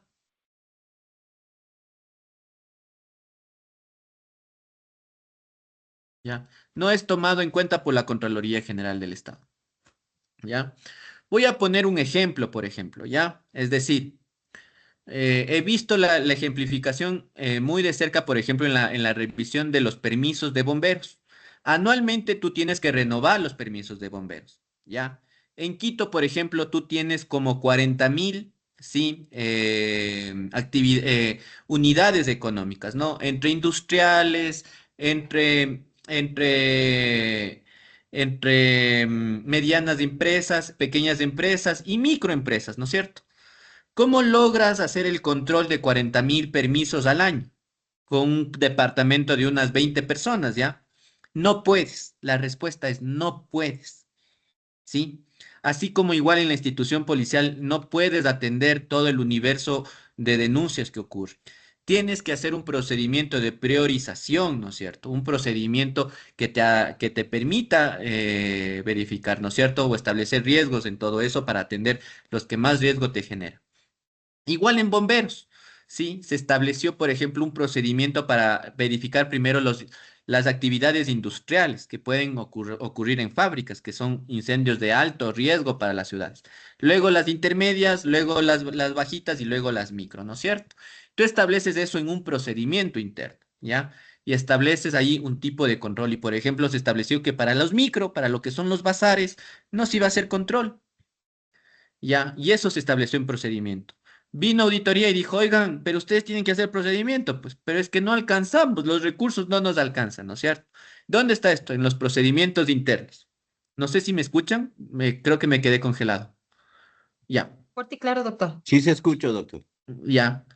Entonces, esta adaptación que es producto de la limitación de los recursos, producto de que existen casos en los que no puedes revisar todo, sí se hace a través de la implementación, ¿no es cierto? Pero Contraloría no sabe tomar en cuenta. Para esto, quiero agregar o poner, sí, en su mapa jurídico, en su mapa mental, lo que dice la Ley Orgánica de Simplificación de Trámites. Ya, es nueva, yo no he visto que todavía lo estén, pero da cuenta de la realidad de lo que es la implementación de un sistema de control interno. Ya, mi estimado Germán, ayúdame leyendo la Ley Orgánica de Simplificación de Trámites. Ley Orgánica de Simplificación de Trámites, disposición general cuarta. Cuando exista conflicto entre la normativa emitida por la Contraloría General del Estado y la normativa interna expedida por las instituciones para el ejercicio de sus competencias o para para la gestión de sus procesos internos, prevalecerá esta última. Ya, chévere, ¿no es cierto? Entonces, esto les ayuda, sí, a que ahora al menos la ley orgánica, sí, establece que prevalecerá la implementación, sí, que faltaba agregar, ¿no es cierto?, a las normas internas de control. Sí, porque si no, Contraloría te pone responsabilidades de las normas internas de control, pero no hay ni cómo explicarle, ¿no es cierto? Entonces, esto te da un nuevo nivel adicional de análisis, ¿ya? Y no solamente te da un nuevo nivel de análisis que le obliga a la Contraloría, es decir, en el caso que tú compras cómo se regularon los procedimientos, en tu institución, pues no genera la responsabilidad administrativa, ¿no es cierto? Les dejo esto como nuevo, sí, les dejo esto como parte de lo que son aspectos interesantes que todavía no se han venido practicando, pero que aportan muchísimo para un control más justo de las instituciones. ¿Ya? Luego de esto, finalmente tenemos el control de lo que es la gran función, ¿no es cierto?, de control a través de superintendencias y la Contraloría General del Estado para lo que es el control de los gobiernos autónomos centralizados, ¿ya? Todos ustedes, en mayor o menor medida, conocen la labor de la Contraloría General del Estado, ¿no?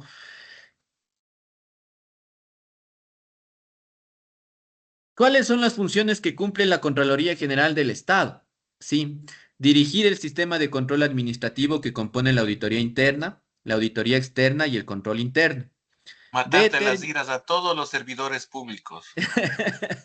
Sí, mi estimado Wilmer. Y ya Voy a comenzar elogiándole y voy a terminar luego dándole la crítica respectiva, ¿ya? Voy a comenzar elogiándole, ¿ya? ¿Se requiere la Contraloría de General del Estado? Sí se requiere un órgano de control, ¿no es cierto? Todos estamos a favor de la naturaleza de la Contraloría General del Estado. Tiene que dirigir el sistema de control administrativo que se compone de auditoría interna, auditoría externa y el control interno. Tiene que determinar responsabilidades administrativas y civiles culposas e indicios de responsabilidad penal relacionadas con aspectos y gestiones sujetas a su control. Expedir la normativa para el cumplimiento de sus funciones, asesorar a los órganos y entidades del Estado cuando se les solicite, ¿no? Totalmente legítimo la existencia de la Contraloría General del Estado. Indudablemente un órgano que es necesario para todo el Estado ecuatoriano, ¿ya? Punto y aparte. Le elogié, le destaqué, le defendí, voy a la crítica, ¿ya? Como ustedes saben, es decir, si bien cumple toda esta función, ha dejado mucho ha dejado mucho en el camino, ¿no es cierto? Ha tenido dos contralores ya con sentencias penales, sí, por haber precisamente ejercido de manera ilegal el levantamiento de las responsabilidades administrativas y civiles. Y sin perjuicio de eso, de su historia institucional, que también terminó siendo una institución con estos dos contralores que cumplieron indebidamente sus funciones, sí, también siempre se ha resistido a asesorar a los órganos y entidades del Estado cuando se les solicite, ¿no? Nunca la Contraloría General del Estado, o al menos en mi experiencia, se ha sentado en una mesa y ha dicho, oigan, esta es la mejor manera o consideramos que esto deben hacer, ¿no? Siempre se ha guardado el asesoramiento de la Contraloría General del Estado bajo la justificación de que eso va a comprometer sus acciones de control posterior, ¿no? Comienzo con esa crítica, ¿no? De la Contraloría General del Estado, ¿ya? Quiero destacar, sí, también que el proceso de responsabilidad administrativa, civiles culposos, indicios de responsabilidad penal, sí, también tienen una falencia importantísima, ¿no? Que es que lamentablemente el procedimiento sí ya no se sujeta a los estándares de protección que establece el Código Orgánico Administrativo, sino que se sujetan a la propia normativa que emite la Contraloría General del Estado. Mi estimado Wilmer. Sí, y quería decir que la Contraloría quedó anclada en el tiempo, no ha evolucionado a las actuales necesidades que exige un Estado moderno. Su ley no se compadece con lo más mínimo en lo que a control se refiere y habías hecho referencia a que dos contralores estaban guardando prisión y eso no significa que los anteriores hayan sido impolutos o libres de alguna responsabilidad, sino que mientras más cerca del poder político se encuentra, existe mayor impunidad. Entonces, a lo que voy, se promulgaba o se promulgaba la idea de que debía haber un tribunal de cuentas que, dicho sea de paso, ha funcionado en otras experiencias y en otras legislaciones, pero tal como estábamos resultaba insuficiente, porque esa forma de administrar el control respecto de la gestión pública y de las responsabilidades no tiene principios de objetividad centrados prácticamente en hechos o procesos. Es bastante discrecional, son bastante cuadrados, por decirlo menos.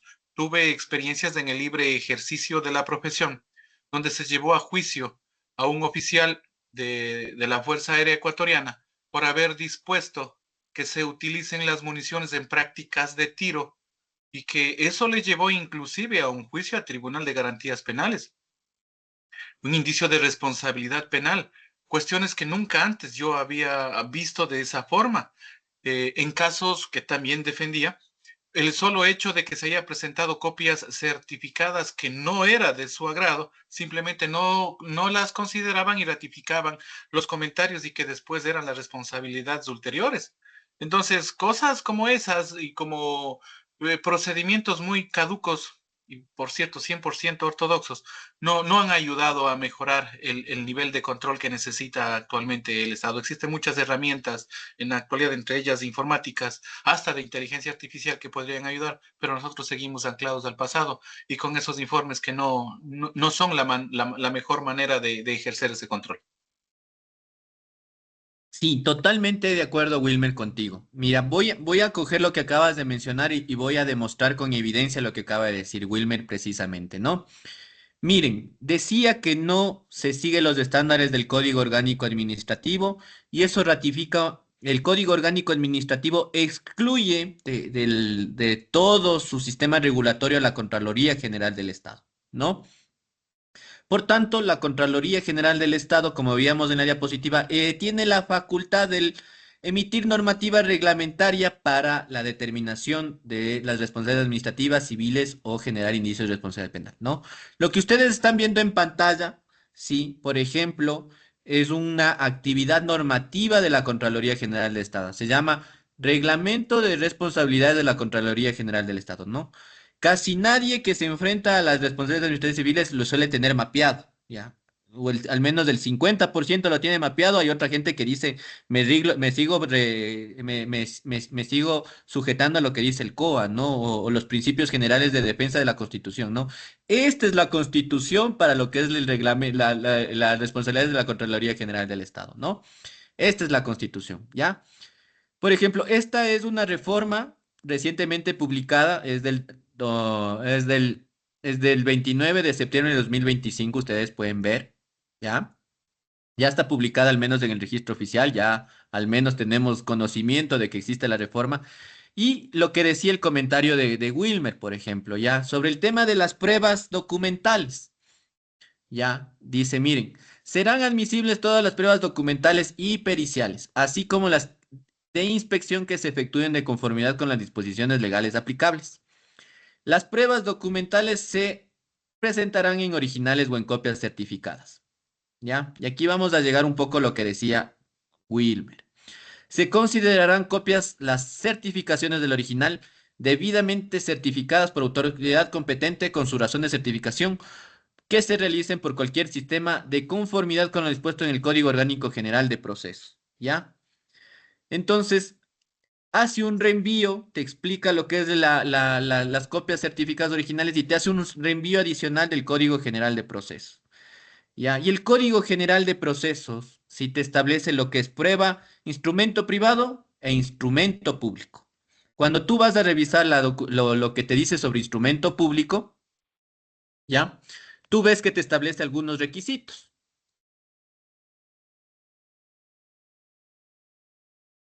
En estos requisitos que te establece el COGEP como instrumento público, te refieres al artículo 206 del COGEP, por ejemplo. Les presento el 206 del COGEP, ¿ya? Por este reenvío que se hace.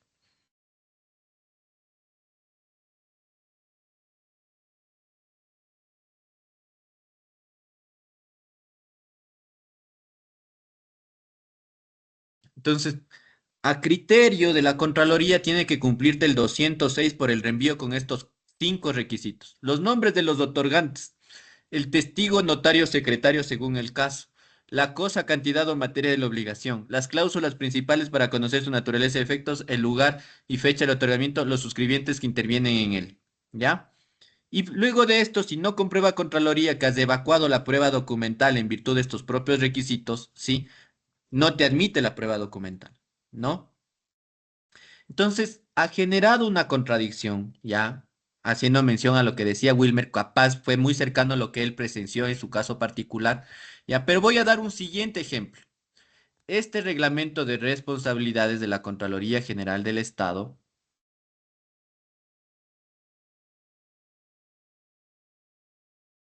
¿ya? Por ejemplo, te habla de la prueba pericial.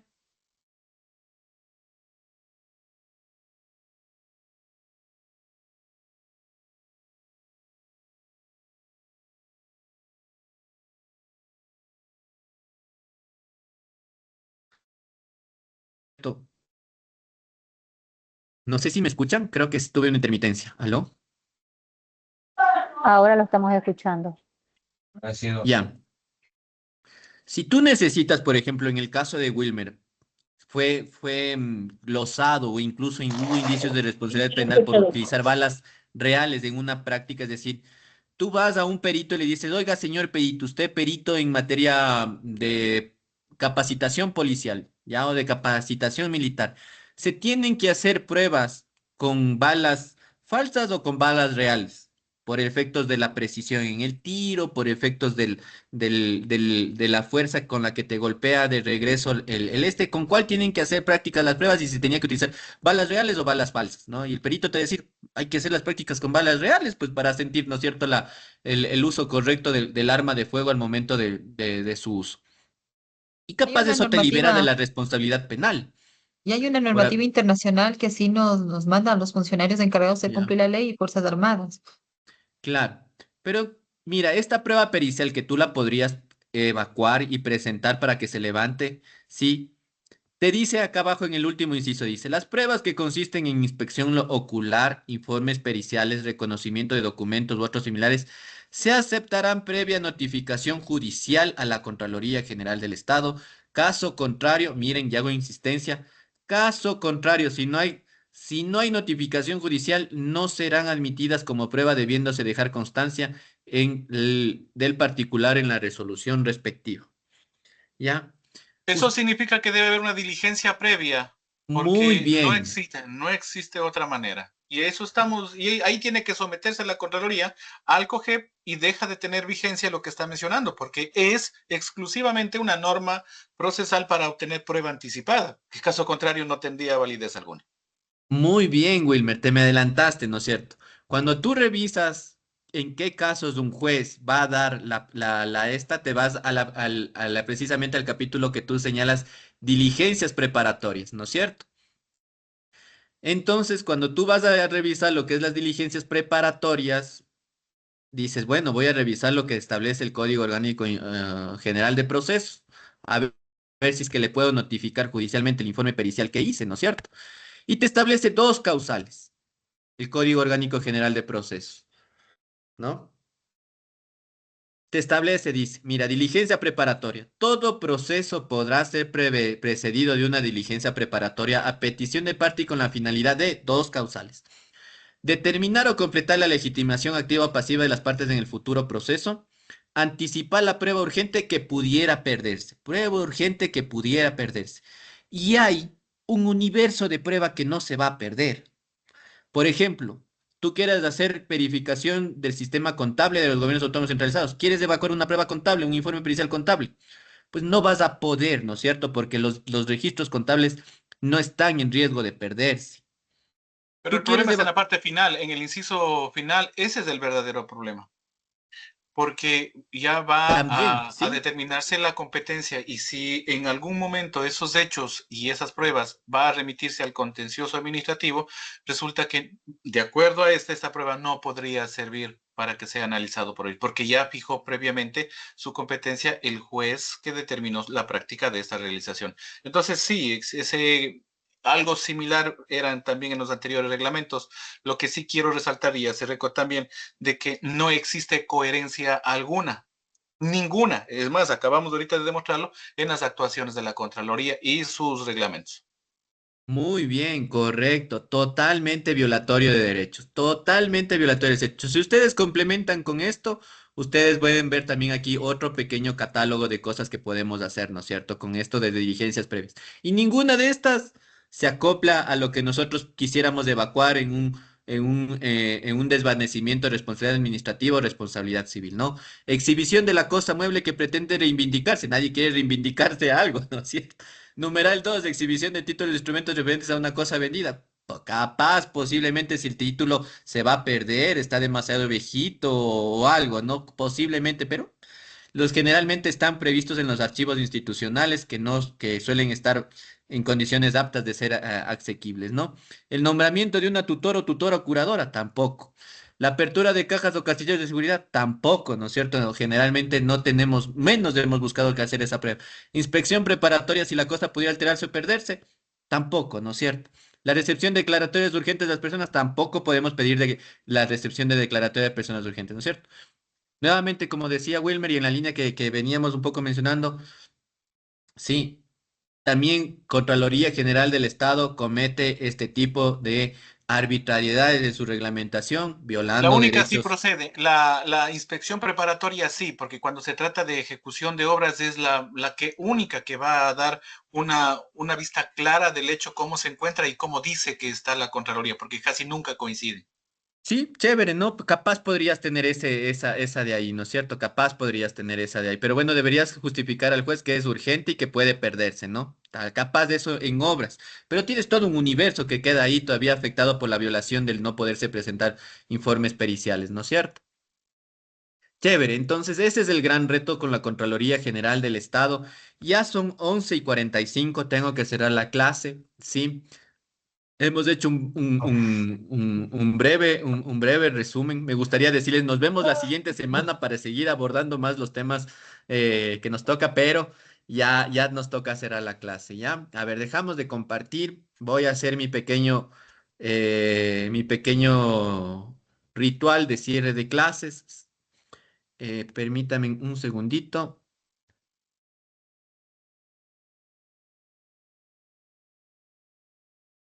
Doc, antes de que pase nomás, ¿y quién controla a la Contraloría? Muy buena pregunta. Pues Control teóricamente, político, control político. sí, sí, eso es lo que te dicen, ¿no? Teóricamente es la es la asamblea. Pero yo te diría, sí, que también hay un control judicial, ¿no?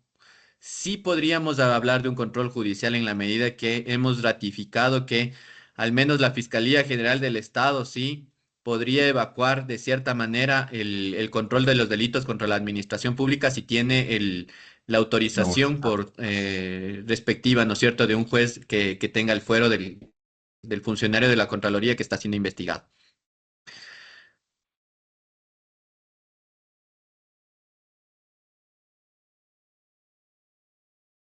Ya, la imagen que ustedes van a ver es la que siempre presento al inicio de mis clases. Ya, ¿cuál es la imagen que ustedes van a ver a continuación? Es la imagen que hace referencia al mito de la caverna que fue explicado, bueno, o que fue escrito por Platón, pero que es producto de las enseñanzas de Sócrates, ¿no? Se está proyectando.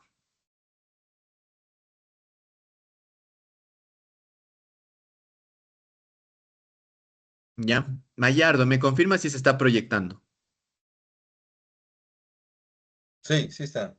Ya, chévere, ¿no es cierto? Este es el mito de Sócrates que hace referencia, y aquí a mí me gusta utilizar por el tema de la academia, ¿no es cierto? Y esto lo vimos, ustedes ya lo han visto conmigo, siempre con esto comienzo las clases, ¿no? Porque este es un espacio académico, ¿no? Que habla de la verdad y el conocimiento. Primero que todo, ustedes pueden ver, sí, estamos todos, y me incluyo yo también, todos, sí, estamos siempre en una constante caverna, ¿no es cierto? Buscando cada vez más conocimiento, ¿no es cierto? Y vemos los objetos de estudio, que son los objetos que obtienen las personas que están aquí, ¿no es cierto?, proyectándose, ¿sí? Y nosotros tenemos la opción de quedarnos con estas imágenes, ¿sí? O hacer todos los esfuerzos posibles por salir. En esta clase, el régimen jurídico de los gobiernos autónomos centralizados, sí, yo he sostenido el objeto. Yo soy el encapuchado que sostiene el objeto y les he ayudado un poco a cambiar, ¿no es cierto?, la perspectiva del objeto, ¿no es cierto? Pero ustedes con su experiencia, con su trabajo, con su dedicación, con los trabajos que hemos hecho en clase, sí, en esta clase, ustedes están precisamente en este punto ya saliendo de la caverna y tienen una nueva perspectiva del objeto de estudio. Sí, lo que decía Sócrates es que una vez que sales acá, inmediatamente te encontrarás acá otra vez, ¿ya? Y eso da cuenta de la verdad, de la búsqueda constante de la verdad, de la forma en que nadie tiene el punto final del conocimiento. Estamos constantemente haciendo investigación y buscando nuevas formas de conocimiento, ¿sí? Y eso da cuenta de todos, ¿no? Eso me engloba a mí como docente, a ustedes como alumnos, a ustedes como profesionales, a las autoridades que también estamos buscando constantemente la verdad y el conocimiento, ¿no es cierto? Esa es la primera parte con la que quiero cerrar la clase el día de hoy, ¿sí? El conocimiento, luego a partir de esta clase no ha terminado, continúa, y ustedes son los que hacen ahora el esfuerzo por seguir buscando el conocimiento, ¿ya? La segunda parte con la que quiero cerrar mi clase es la segunda imagen que también proyecté al inicio de la clase, ¿ya?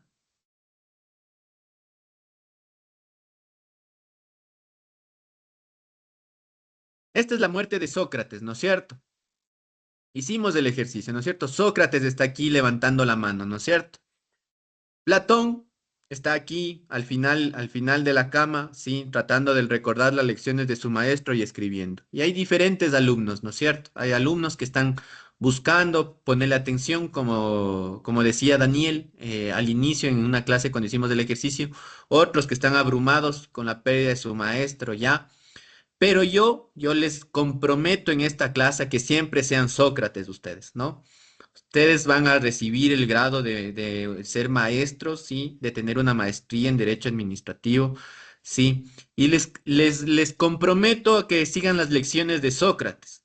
Seguir constantemente investigando, seguir constantemente cuestionando, seguir constantemente preparándose y haciendo todos los esfuerzos para tener nuevas visiones del derecho administrativo, y en particular de mi clase, el régimen jurídico de los gobiernos autónomos descentralizados. ¿Ya?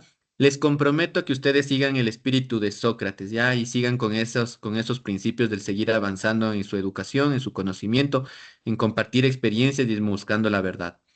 Ya, con eso yo concluyo, sí, la clase del día de hoy. Cierro la materia y les doy la palabra a ustedes para que también cierren la materia. ¿Quién me quiere dedicar palabras? Sí, capaz cometí errores ha sido un reto también para mí el abordar 7 unidades bastante extensas. El tiempo ha sido mi peor enemigo, he acelerado en algunas cosas, me he detenido en otras también. La retroalimentación que yo me llevo es que posiblemente la universidad tengamos que ajustar todas las temáticas, en vez de abordar 7 temáticas, tal vez abordar 4. Sí, ya es parte de mi autocrítica también en el pero he hecho todos los mejores esfuerzos de entregarles los mejores materiales y acompañarles en sus ideas. Les doy la palabra. ¿Qué me dicen ustedes, mi estimado Wilmer? Sí, Doctor. gracias por todos los conocimientos y siempre he dicho que todos somos ignorantes. Lo que pasa es que no todos ignoramos las mismas cosas. Y cada clase, cada experiencia, cada comentario nos ayuda cada vez a acercarnos un poquito más, a destruir esa ignorancia y a poder seguir adquiriendo siempre nuevos conocimientos. Pero de nada serviría esos conocimientos si no aterrizan en una tierra fértil y que puedan dar unos frutos bastante significativos a todo lo que ha pasado.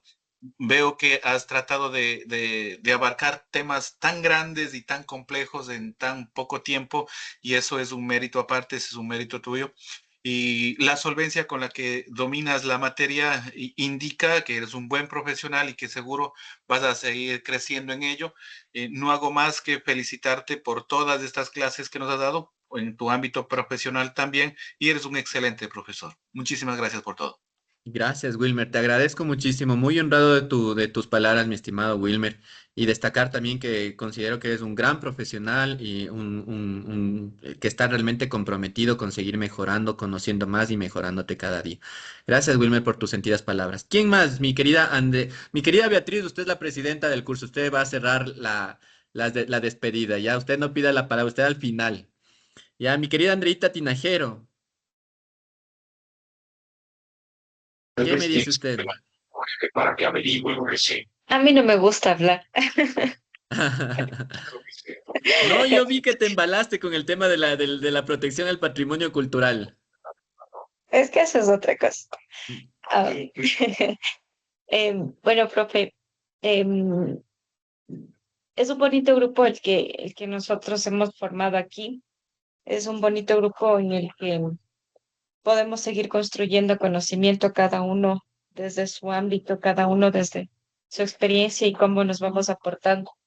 Es bonito cuando nos escribimos entre compañeros, a los grupos, al privado y se piden ya ideas y se piden criterios de qué podríamos hacer. Con algunos compañeros, no recuerdo los nombres, nos hemos mandado artículos, nos hemos mandado ideas de cómo ha ido cambiando la ley, cómo ha ido evolucionando, qué hacemos cuando nos quedamos sin reglamento, cuando nos quedamos, cuando la corte se estaba matando con la asamblea y así, o sea, esa parte es bonita.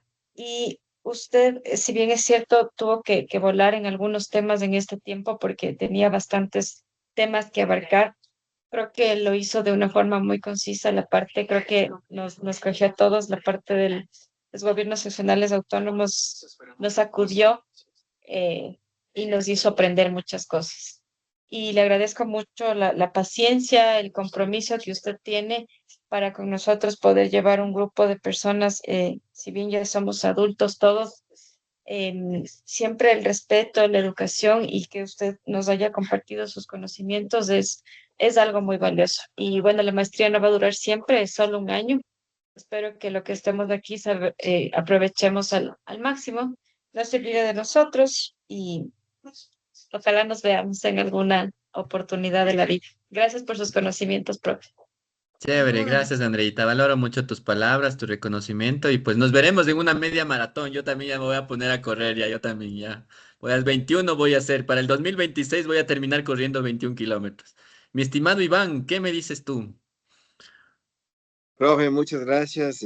Compañeros, pues igual, buenas tardes. Yo he estado un poco apagado por temas de laborales y por ahí algunos asuntitos personales que me fiestas de pasaron, pero Quito. bueno, también. No, y siempre agradeciéndole por el conocimiento, la paciencia y como dijo Wilmer, la manera en que imparte sus conocimientos siempre nos llena de más ansias de poder aprender y poder mejorar en nuestra profesión. Como ustedes saben, yo soy abogado en libre ejercicio y para mí a veces es raro todo lo que hablan. No sé ni de lo que hablan, a veces, pero luego digo, ya comienzo nuevamente a pensar y toda la cosa, porque es muy distinto estar en un sector público que estar afuera, ¿no? Es muy distinto. Entonces, para mí también es un reto, pero gracias a sus conocimientos, profe, pues tengo un poco más de claridad y amplitud en cómo hacer las cosas en temas de derecho administrativo, contratación pública. Y justo ayer que estábamos conversando con alguien, hablé de los pilares de la contratación pública, del tema del informe de necesidad y todo eso. Dije, qué bacano, ¿sí?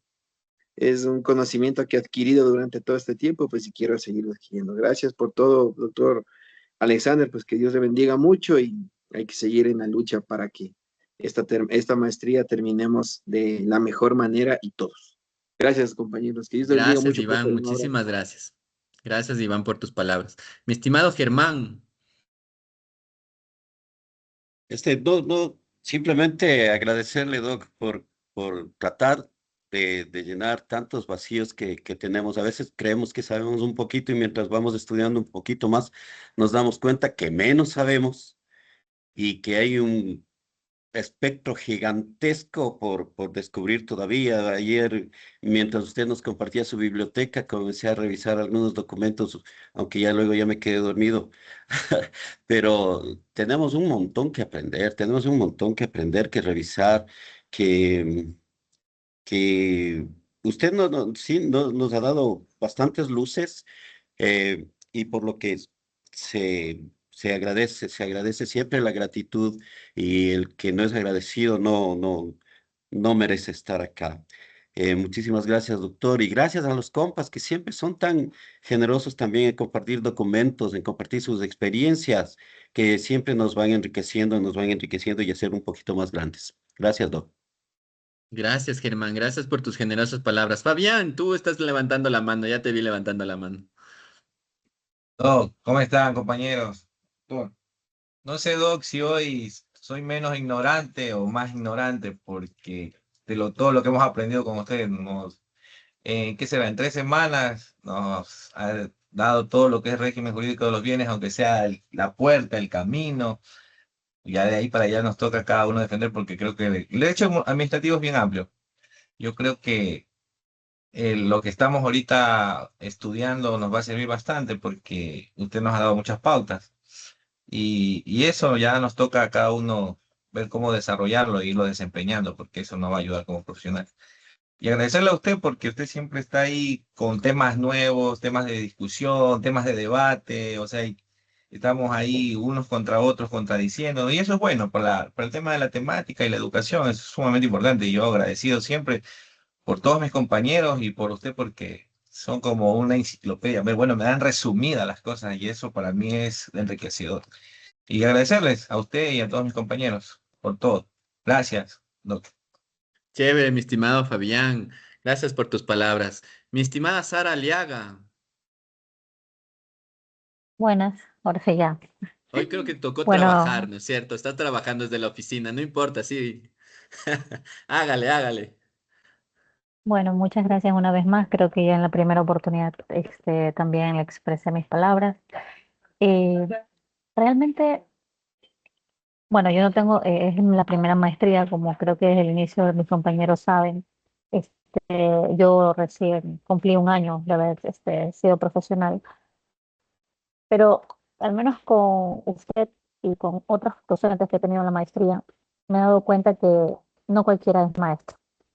Esa capacidad de poder transmitir los conocimientos y adicionales es eh, sembrar la capacidad de seguir investigando, muy pocos docentes la tienen. Así que yo le agradezco mucho, le deseo las mejores de las bendiciones y espero poder verlo en una próxima oportunidad también. Chévere, gracias, mi querida Sara. Mi querida Krupskaya, ¿tú qué me puedes decir? Sí, profe, como dicen mis compañeros, agradecido por todos sus conocimientos impartidos en estas clases que hemos tenido.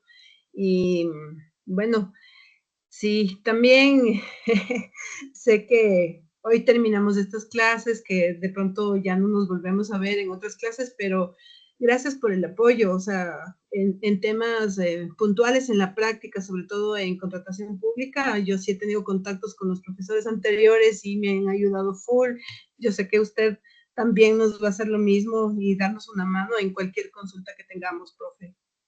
Y le agradezco mucho por sus conocimientos impartidos. Muchas gracias, profe. Gracias, querida Krupskaya, gracias. ¿Quién más? Dani Manzanillas, ¿qué dice mi estimado Dani? Dedíqueme unas palabras finales. Mi estimado doctor, de mi parte, agradecerle sinceramente por sus valiosos aportes y especialmente esta materia me llamó mucho la atención, bastante, bastante, sí. No sabía que había un Consejo Nacional de Competencias, pero ahorita ya tengo enmarcado esa cuestión y gracias por sus enseñanzas, explicaciones, han sido muy fundamentales para comprender. Y como dicen los compañeros, obviamente ya de aquí nos toca a nosotros, obviamente, poder desempeñar y guiar los mejores aportes en nuestras partes, en nuestras instituciones que estamos laborando. De mi parte, Dios le bendiga, estimado docente, sus éxitos en su vida profesional, personal y siempre para adelante. De mi parte, 7-3-12-20, estimado docente. Ahorita ya mismo nos vamos al 12:30. Ya mismo nos Ya vamos al mismo, ya 12:30. mismo. Mi estimado Bayardo, ya, y ahí luego le damos ya la palabra a Beatriz, ya digamos a Alexandra para que cierre la despedida final. Bayardo, desde la Amazonía, desde mi querida Amazonía. Bueno, doctor, agradecerle bastante esta materia, sobre todo porque nosotros, bueno, yo al menos trabajo en el gobierno municipal, estoy empapado de COTA, de Lotus, ahora mismo estamos tratando de presentar el PUX, haciendo el PDO, hicimos el PDOT, actualizando el PDOT, nos viene de película, al menos a mí me viene de película esta materia. Supuestamente tenía un poco de conocimiento, pero veo que no, que gracias a su enseñanza estoy mejorando y es lo que necesito. Agradecerle de corazón la forma de enseñarnos, de darnos ese conocimiento que usted tiene. Y como dijo el compañero, que Dios le bendiga y que tenga éxitos en su trabajo y en su vida personal. Muchas gracias. Gracias, Bayardo. Ya, listo, está preparado. Verán, luego que cierre con palabras mi querida Alexandra como presidenta del curso, todos prendan la cámara, ya. Si es que están en pijama, corran a quitarse la pijama, a ponerse algo este. Verán, nos vamos a tomar una foto, nos tenemos que tomar la foto del cierre del curso, ya. Todos Si están prepárense así. chupando, si están chupando, irás a otro lado. Claro. Ya, listo, mi querida Alexandra, cierre con las palabras Gracias, estimado finales. doctor. Con la anuencia de todos los compañeros, de estimado doctor, yo quiero empezar con un adagio muy bonito. Como es la cabeza, es el cuerpo. Significa que como es el docente, son todos sus alumnos. Y pues, doctor, este es el momento, como ya lo explicaron todos, para agradecerle porque usted tiene una técnica muy bonita, más allá del socrático. Empieza a analizar a cada alumno, nos hace una lluvia de ideas, empieza a despertar nosotros curiosidad y terminamos haciendo un constructo, que es lo bonito, doctor. Y pues, de cierta manera, hemos aprendido, como indicaron algunos compañeros, temas que son nuevos y de cierta manera se aplican en cada uno de los lugares donde nos encontramos. De igual manera, no solo nos fortalecimos con el conocimiento, sino también nos fortalecimos en una comunidad. Como usted puede ver, nosotros somos un grupo unido, que siempre estamos participando, que siempre estamos ayudando, que de pronto hay alguien se equivocó, igual de cierta manera le sacamos una sonrisa y hacemos que este aprendizaje sea algo bonito, no algo tedioso que uno esté por el cartón, por así decirlo. Y pues de esta manera, estimado doctor, de parte de todo el grupo queremos agradecerle porque de cierta manera usted nos aclaró que más allá de una docencia nos recordó cuál es el verdadero juicio que debemos tener todos los seres humanos. El verdadero juicio es tratar de anclar lo que pensamos en nuestra mente y lo que tenemos en nuestro corazón. Ser un buen docente no solo significa enseñar y venir a recitar normas. Ser un buen docente significa formar los criterios, analizar, generar constructos, sembrarnos de ética y sobre todo enseñarnos a reflexionar. Y esto se aplica en todas las situaciones de la vida y pues muchísimas gracias, doctor, por esta participación. Sabe que nos volveremos a encontrar en alguna otra materia y de cierta manera pues usted cuenta con un cúmulo de damas y caballeros que estamos aquí, desde el punto de vista en el que podamos ayudarle, mejorar y no hay nada más bonito que aprender con el corazón. Porque cuando uno aprende solo con la mente se olvida, pero cuando uno aprende con el corazón se acuerda de sus compañeros, se acuerda del docente, como el primer profesor que tuvimos en la escuelita, el que nos enseñaba y que nunca olvidamos, si no basta cerrar los ojos y acordarnos cuál fue nuestro primer profesor bonito de la escuela que nos enseñó a coger bien el lápiz, el borrador, amarrarnos del sacapuntas para que no se nos roben y todas esas cosas. Creo que esos aprendizajes son los que marcan y todo el grupo estamos aquí listos para trabajar, doctor. Gracias. Chévere. Les deseo lo mejor. Si cuando se gradúen me invitan a sus fiestas de graduación, por favor. Les abrazo. Dejamos este espacio consagrado al conocimiento. Yo creo que ya me encontrarán como profesional, también con ustedes en algún momento, pero sigan el practicando la búsqueda del conocimiento, ¿no? Sigan consagrándose el conocimiento y sí, les comprometo a que sigan siendo Sócrates. Listo, prendan la cámara. Vamos,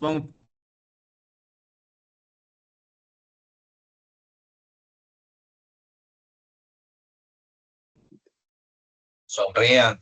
Se quedó el profe Se quedó el profe justo en la foto. justo en la foto. De la emoción.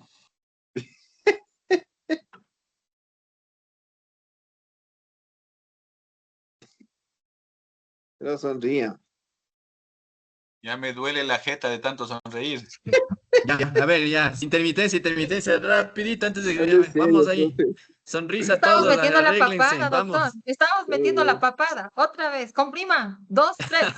Metan la papada. Ya, Metan la listo, barriga. vamos ahí.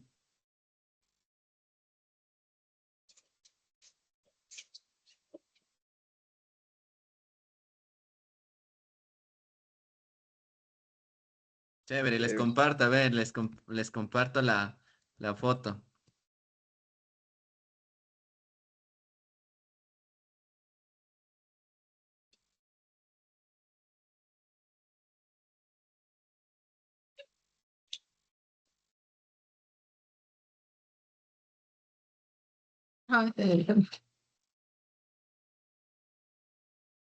Ya, chévere. Chao, que tengan una linda mañana. Cualquier cosa tienen mi número y pues ya en unos 2, 3 días o al final de la siguiente semana ya dejo el grupo para su tranquilidad y ya no les atormento con más materiales ni nada, ¿ya? Me avisan cualquier cosa, cualquier Ayúdenos. dificultad que tengan. Ya, una linda, que les Perfecto. vaya muy bien en los trabajos grupales y en Doc, el ensayo final. Chao. mi Linda doc. mañana. Chao, chao. Doctor, Sí, claro. doctor, el día lunes le echo un timbrazo. Necesito que me ayude con algo. ¿Puedo Claro, molestarle? claro que sí, con gusto, Chévere. con gusto, con gusto. Ya, mi doc. Solo un favor, Iván, me mandas un mensajito, me dices, soy Iván.